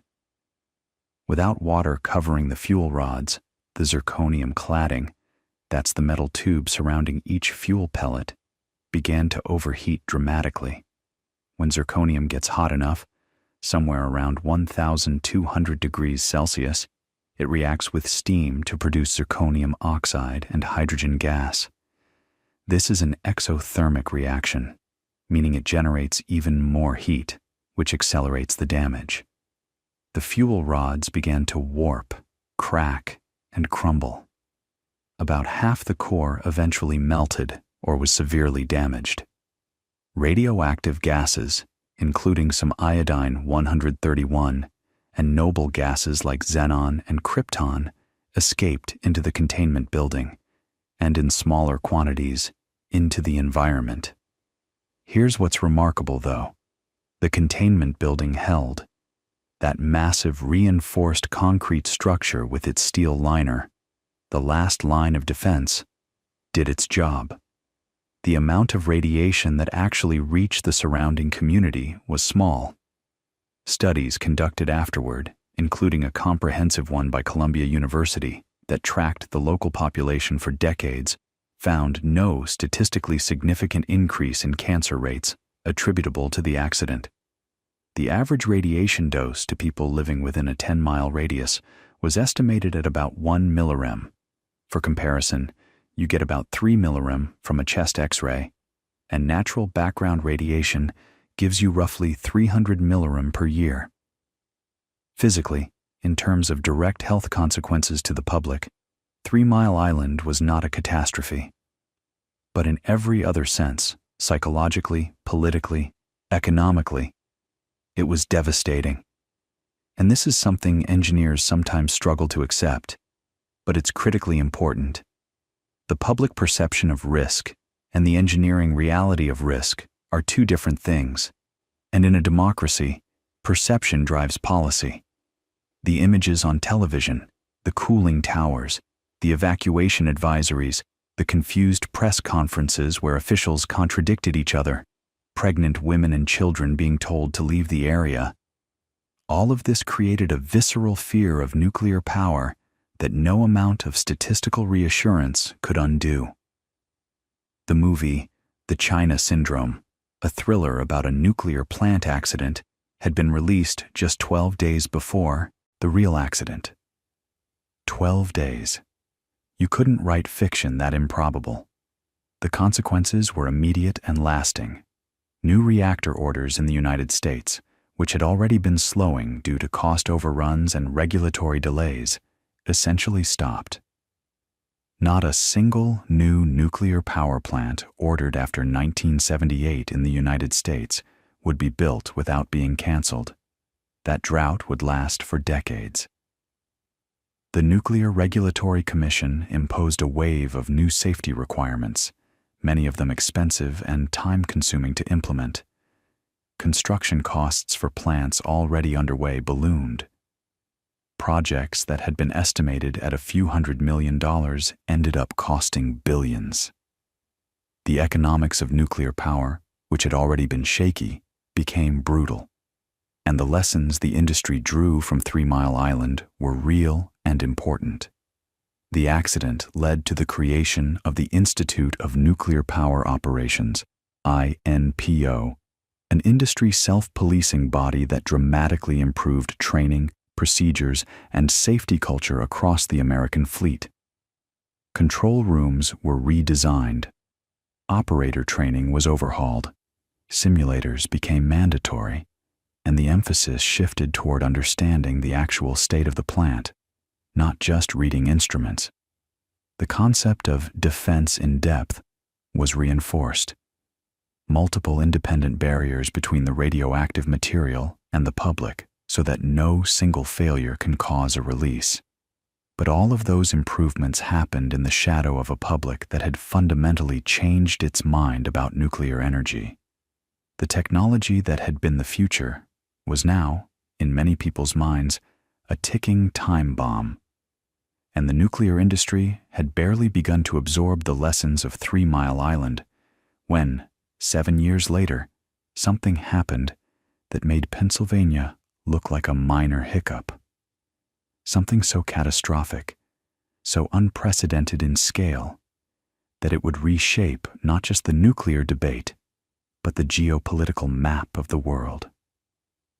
It happened in the early hours of April 26, 1986, in a place most people outside the Soviet Union had never heard of, at a reactor design that was fundamentally different from anything operating in the West, a design that had a flaw built into its very physics, a flaw that the operators, through a series of decisions that still seem almost incomprehensible, managed to trigger in the worst possible way. So let's talk about what made this reactor different, because that matters enormously. The reactor at Chernobyl was an RBMK. That stands for a Russian phrase that translates roughly to high-power channel-type reactor. It was a Soviet design, and it was unlike anything the West had built for civilian power. Remember how we talked about pressurized water reactors, Rickover's legacy, where ordinary water serves as both the coolant and the moderator, the thing that slows neutrons down so they can sustain the chain reaction? In an RBMK, those two jobs are split. The coolant is water, yes, but the moderator is graphite, enormous blocks of it, stacked together to form a massive core. We're talking about a reactor core that was about 12 meters across and 7 meters tall, threaded with over 1,600 individual pressure tubes, each containing the fuel. It was huge. And that split between coolant and moderator created a characteristic that Western reactor designers had deliberately avoided. It's called a positive void coefficient of reactivity. And you need to understand what that means to understand why Chernobyl happened. Here's the idea. In any reactor, when the water coolant boils and forms steam bubbles, voids, the question is, what happens to the chain reaction? In a Western light water reactor, the water is doing double duty. It's cooling the fuel, but it's also moderating neutrons. So if the water boils away, you lose your moderator, and the chain reaction actually slows down. That's a negative void coefficient. It's inherently self-stabilizing. The hotter things get, the more the reaction damps itself. It's like a thermostat built into the physics, but in the RBMK, the graphite is the moderator, and it's always there. It's solid blocks. It doesn't boil away. The water is mainly just the coolant, and water actually absorbs some neutrons. So when the water boils and forms voids, you lose that neutron absorption, which means more neutrons are available to sustain fission, which means the power goes up, which means more boiling, which means more voids, which means more power. You can see where this is going. It's a positive feedback loop. The reactor wants to run away from you under certain conditions. Now, the RBMK designers knew about this. They believed it could be managed through careful operation and control rod design. And under normal operating conditions, at full power, the positive void coefficient was relatively small and controllable. But at low power, with certain configurations of control rods and coolant flow, that positive void coefficient became dominant and dangerous. And that's exactly where the operators found themselves in the early hours of April 26th. What they were trying to do was run a safety test, ironically enough. The test was supposed to verify that in the event of a power loss, the spinning turbines could generate enough residual electricity to keep the coolant pumps running during the 30 or 40 seconds it would take for the emergency diesel generators to start up. It was a legitimate safety concern. But this test had been postponed and delayed. The operators were behind schedule, and a series of decisions had put the reactor in a state it was never supposed to be in. The power had been reduced too far, way below the level specified in the test procedure, and the reactor had poisoned itself with xenon-135, that same neutron-absorbing fission product that had bedeviled the Hanford engineers back in 1944. To compensate for the xenon poisoning and bring the power back up, the operators withdrew far more control rods than safety rules allowed. At one point, the operating reactivity margin, the number of control rods effectively inserted in the core, was dangerously low. The safety systems that would have scrammed the reactor had been deliberately disabled to prevent them from interrupting the test.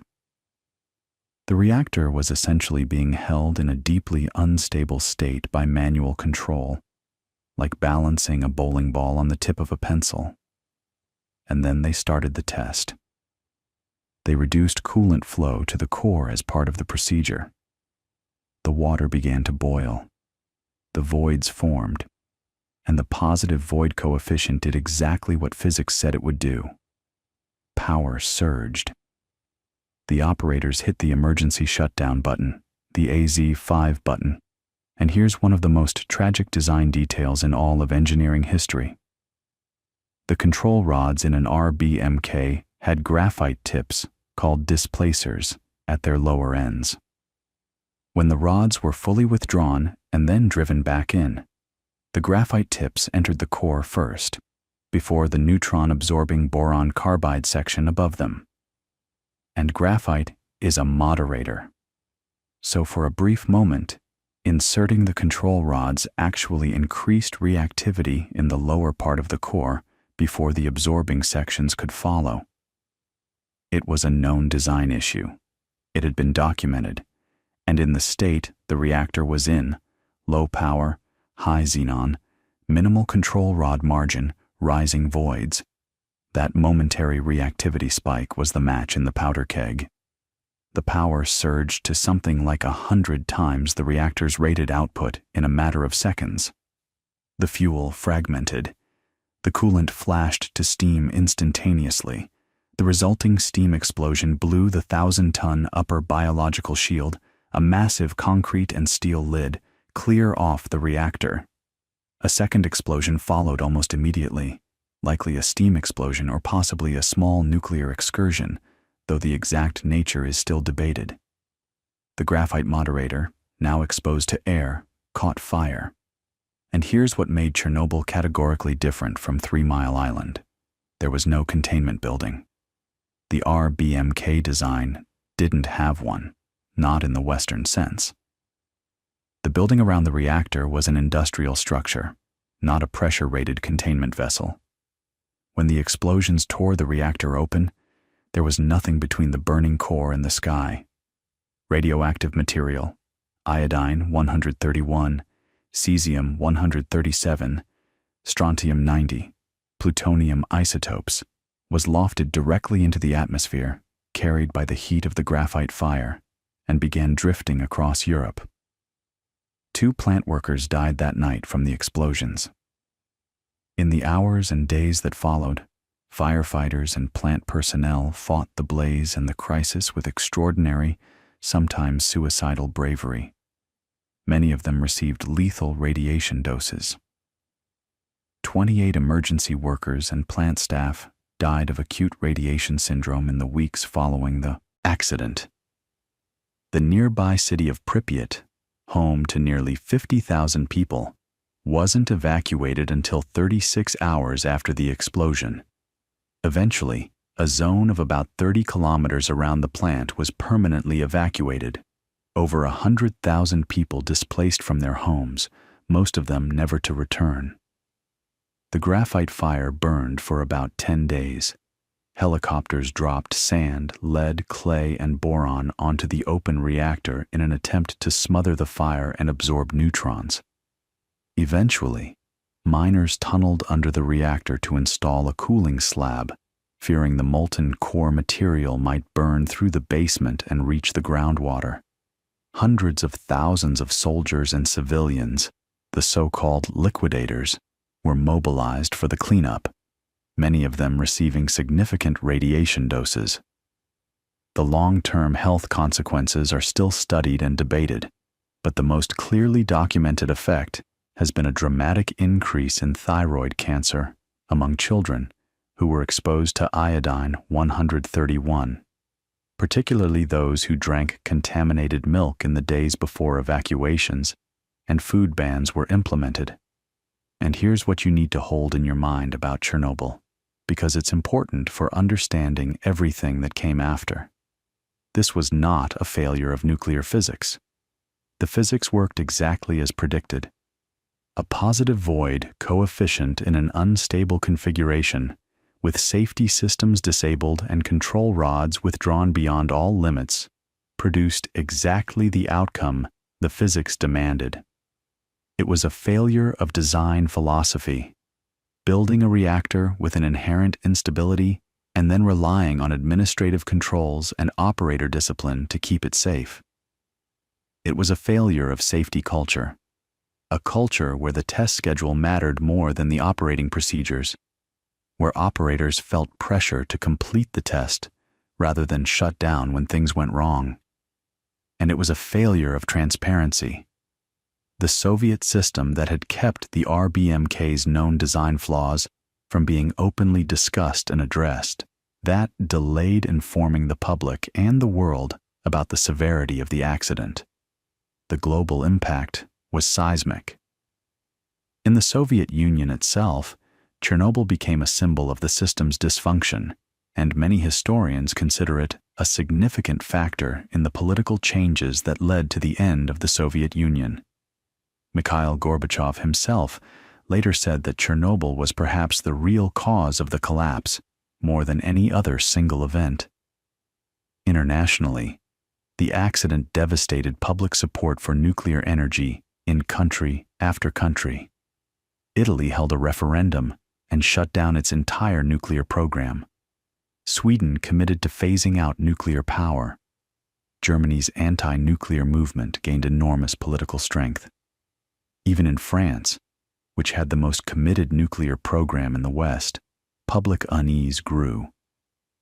But here's the thing that's worth sitting with for a moment. The Western nuclear industry had a complicated relationship with Chernobyl. On one hand, they could truthfully say, "This could not happen in our reactors."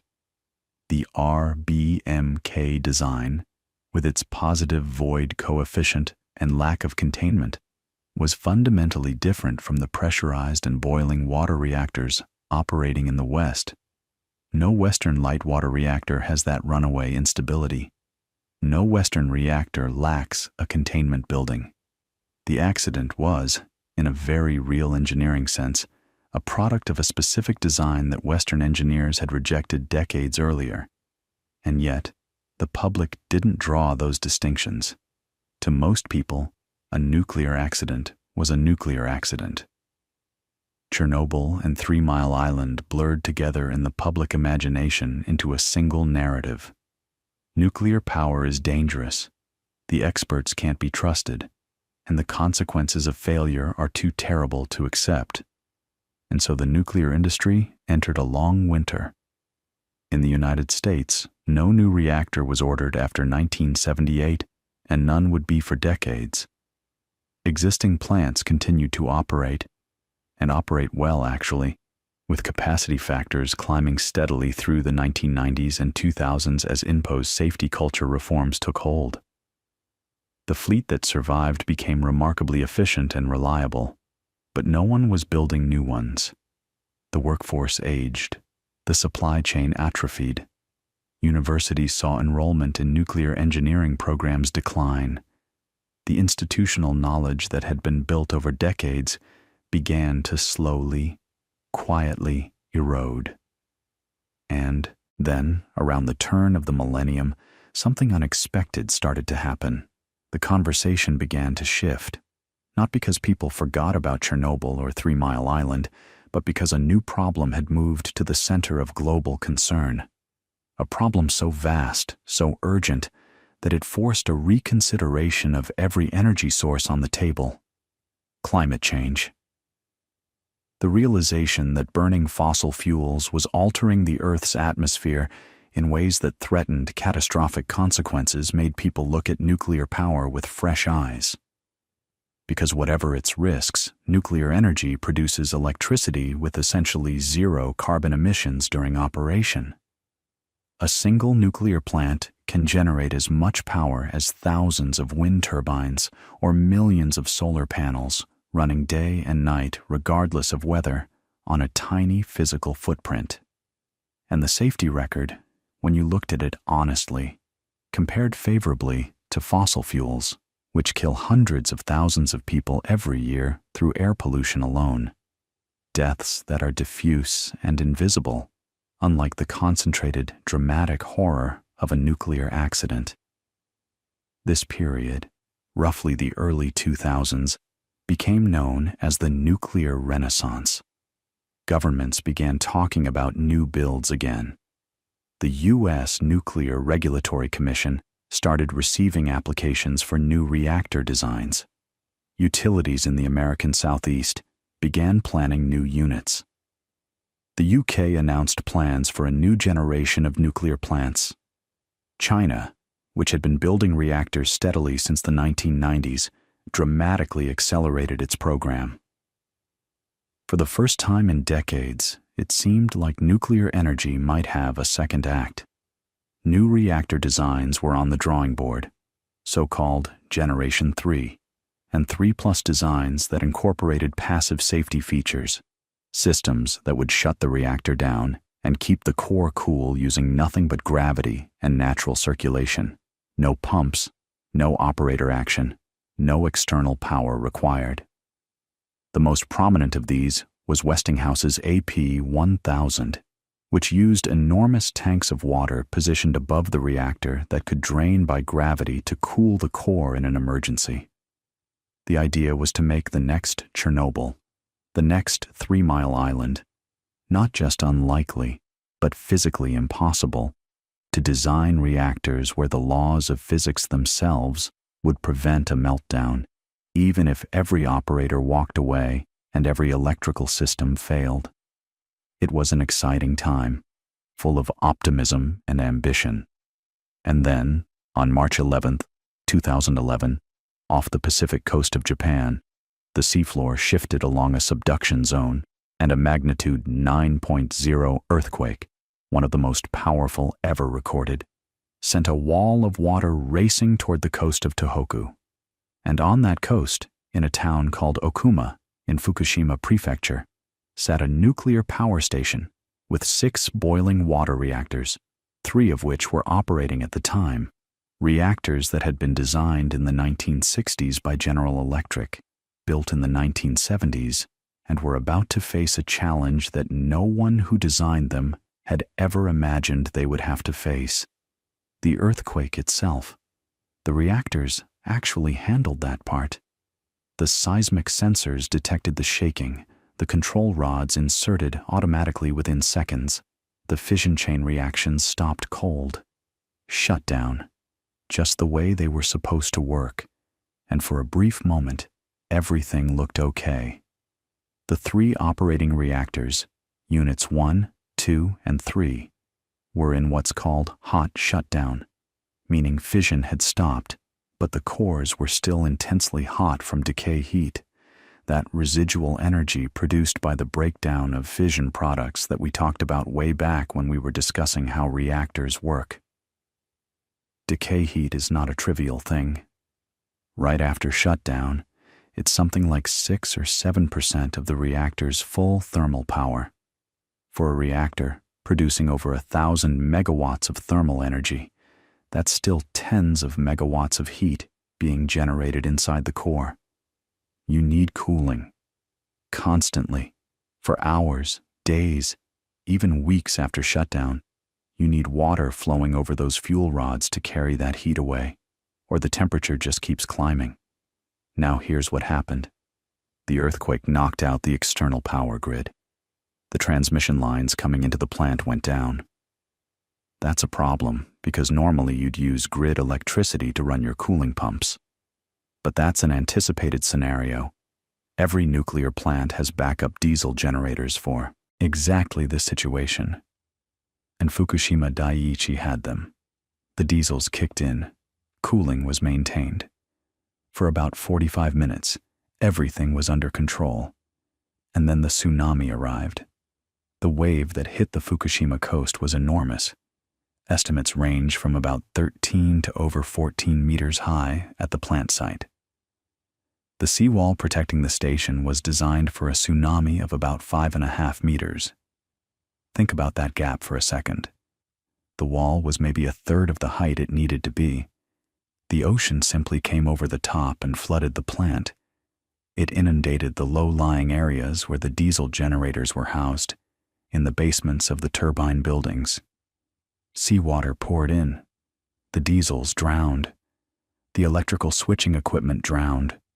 The batteries, which were the last line of defense, the final backup to the backup, some of those flooded too. Within minutes, units 1, 2, and 3 lost essentially all electrical power. No grid, no diesels, no batteries, or at best very limited battery capacity. This condition has a name in nuclear engineering: station blackout. It is one of the most feared scenarios in reactor safety, and Fukushima Daiichi was now living it across 3 reactors simultaneously. Without power, you can't run pumps. Without pumps, you can't circulate cooling water. Without cooling water, the decay heat has nowhere to go. The water that's sitting in the reactor vessel starts to boil. The water level drops. And eventually, this is the nightmare. The tops of the fuel rods become exposed. They're no longer submerged. And once that happens, the temperature of the fuel cladding starts to rise very quickly. The cladding on those fuel rods is made of a zirconium alloy.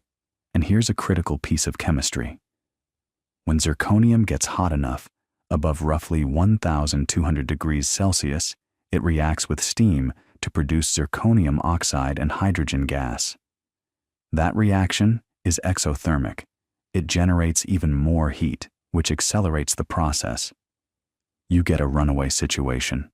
The cladding degrades, the fuel pellets start to slump and melt, and you're producing large volumes of hydrogen gas inside the reactor vessel. In Unit 1, this process happened terrifyingly fast. Within hours of the tsunami, the core was likely already uncovered. By the next morning, March 12th, a hydrogen explosion blew the roof and upper walls off the Unit 1 reactor building. It was a shocking, visceral image broadcast around the world. This industrial building suddenly erupting in a cloud of debris. The explosion wasn't a nuclear explosion, not in any sense. It was a chemical explosion, hydrogen mixing with oxygen in the upper part of the building and igniting. But it didn't matter what kind of explosion it was. The visual was devastating. And it happened again.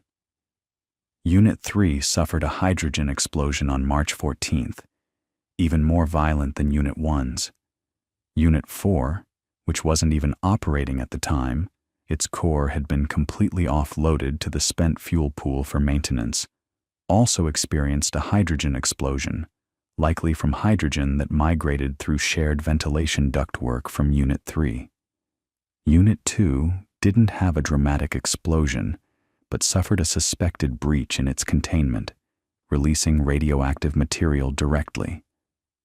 The workers at the plant, and this is a part of the story that doesn't get told enough, they stayed, in conditions that were almost unimaginably difficult. No lights, no instruments, no reliable readings of water levels or pressures, aftershocks still shaking the ground, tsunami debris everywhere, elevated radiation levels.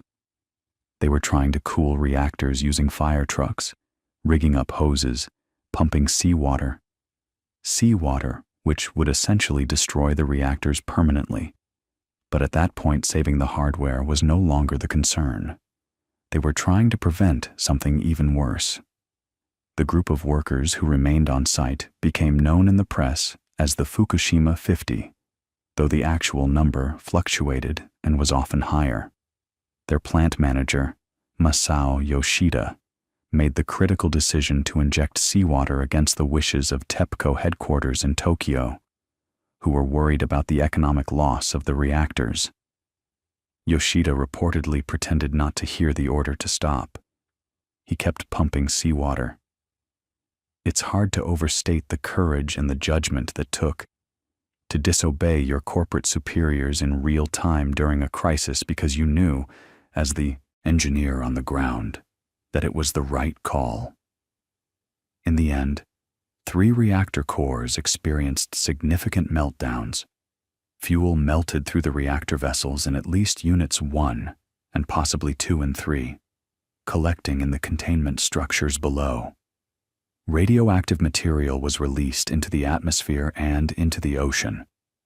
The Japanese government ordered evacuations in a growing radius around the plant. First 3 kilometers, then 10, then 20. Over 150,000 people were displaced from their homes, many of them permanently.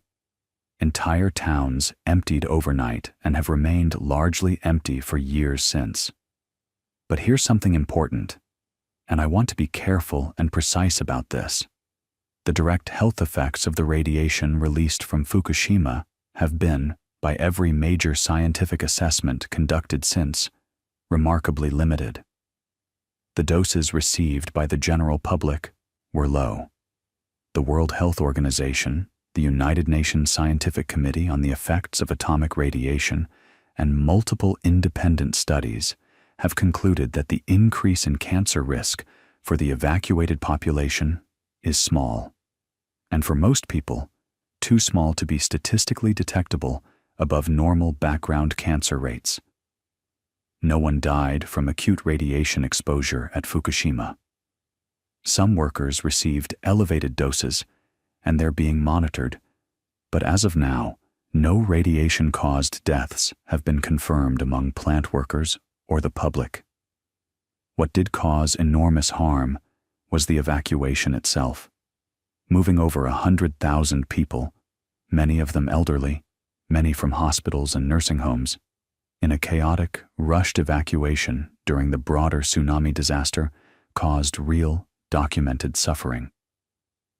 Estimates suggest that the stress, disruption, and displacement of the evacuation contributed to over 2,000 premature deaths among evacuees, mostly elderly people.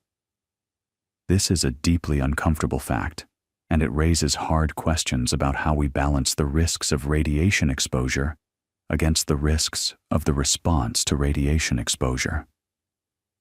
It doesn't mean the evacuation was wrong. In the fog of the crisis, with incomplete information, erring on the side of caution was understandable. But it does mean that fear of radiation, in this case, may have been more lethal than the radiation itself. Fukushima killed the nuclear renaissance almost overnight. Germany, which had been gradually extending the lifetimes of its nuclear plants, reversed course completely and committed to shutting down all of its reactors by 2022, which it did. Japan itself shut down its entire fleet of 54 reactors for safety reviews. Italy held a referendum and voted against nuclear power.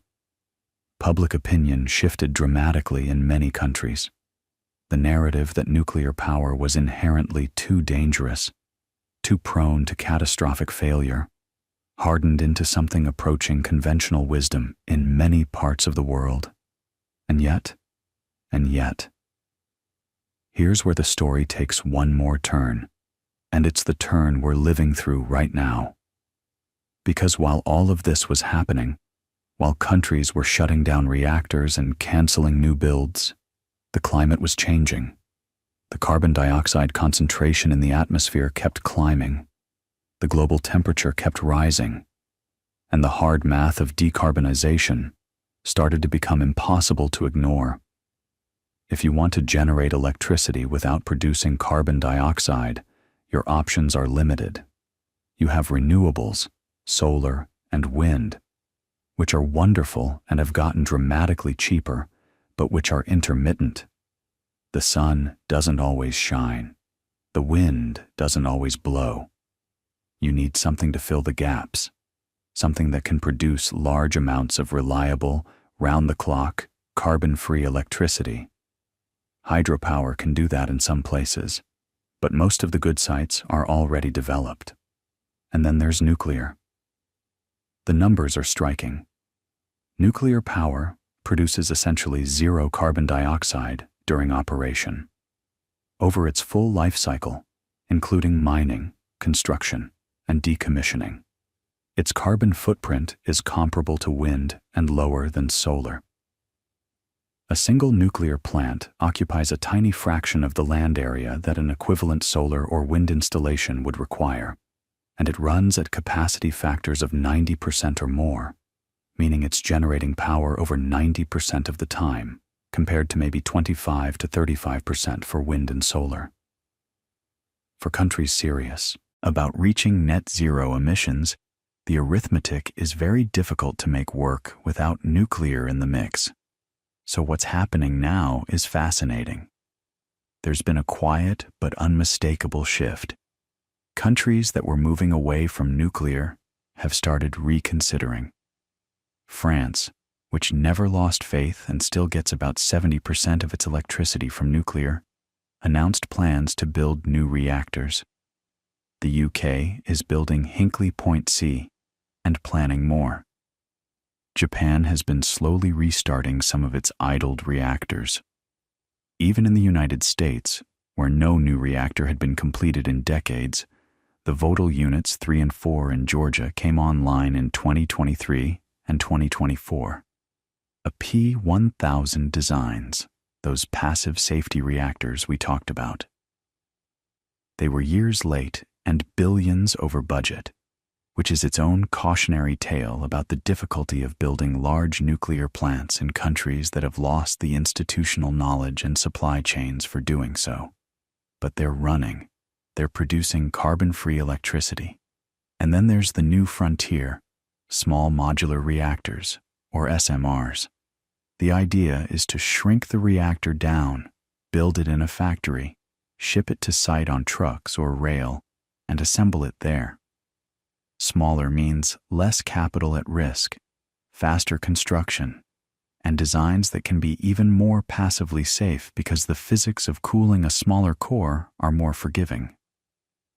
Companies like NuScale in the United States, Rolls-Royce in the UK, and several in Canada and elsewhere are developing these designs. None are commercially operating in the West yet, and there are legitimate questions about whether the economics will work out, whether you lose too much in economies of scale by going small. But the interest is real, and the investment is flowing. And beyond fission, there's the eternal promise of fusion, the process that powers the sun, that we talked about at the very beginning of this whole story. Smashing light atoms together instead of splitting heavy ones.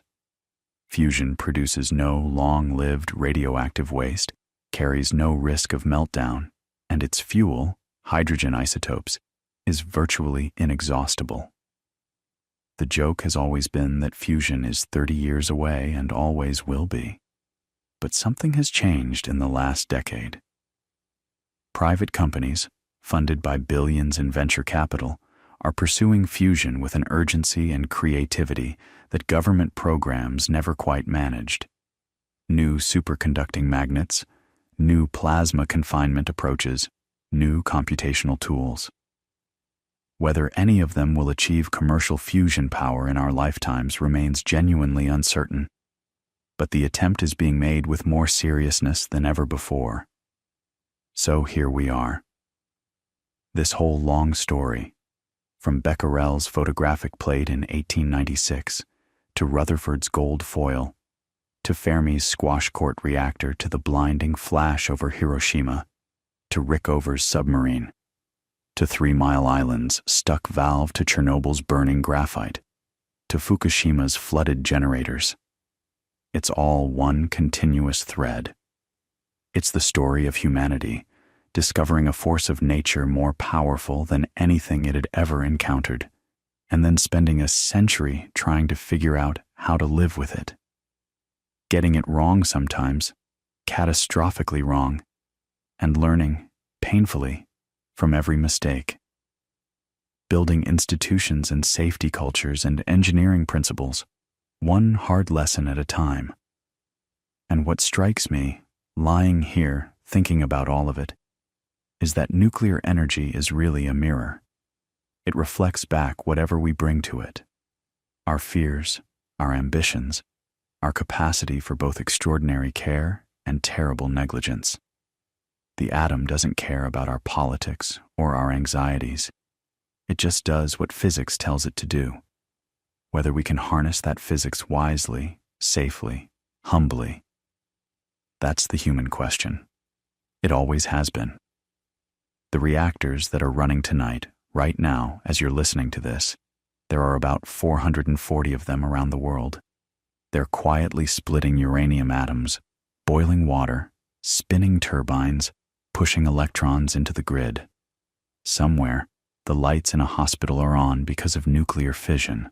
Somewhere, a train is running on electricity that started as a chain reaction in a ceramic fuel pellet no bigger than the tip of your finger. It's all happening in the background, invisible, almost silent. This extraordinary technology humming along while most people never think about it at all. And maybe that's okay. Maybe the best sign that something works well is that you forget it's there.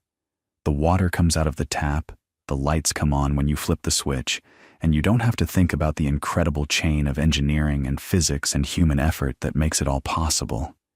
You can just rest. You can let all of this settle, all these stories and names and numbers. Let them drift and blur and soften at the edges. The atoms will keep doing what they do. The engineers will keep watching the gauges. And you can just breathe and let the quiet take over and let sleep come whenever it's ready.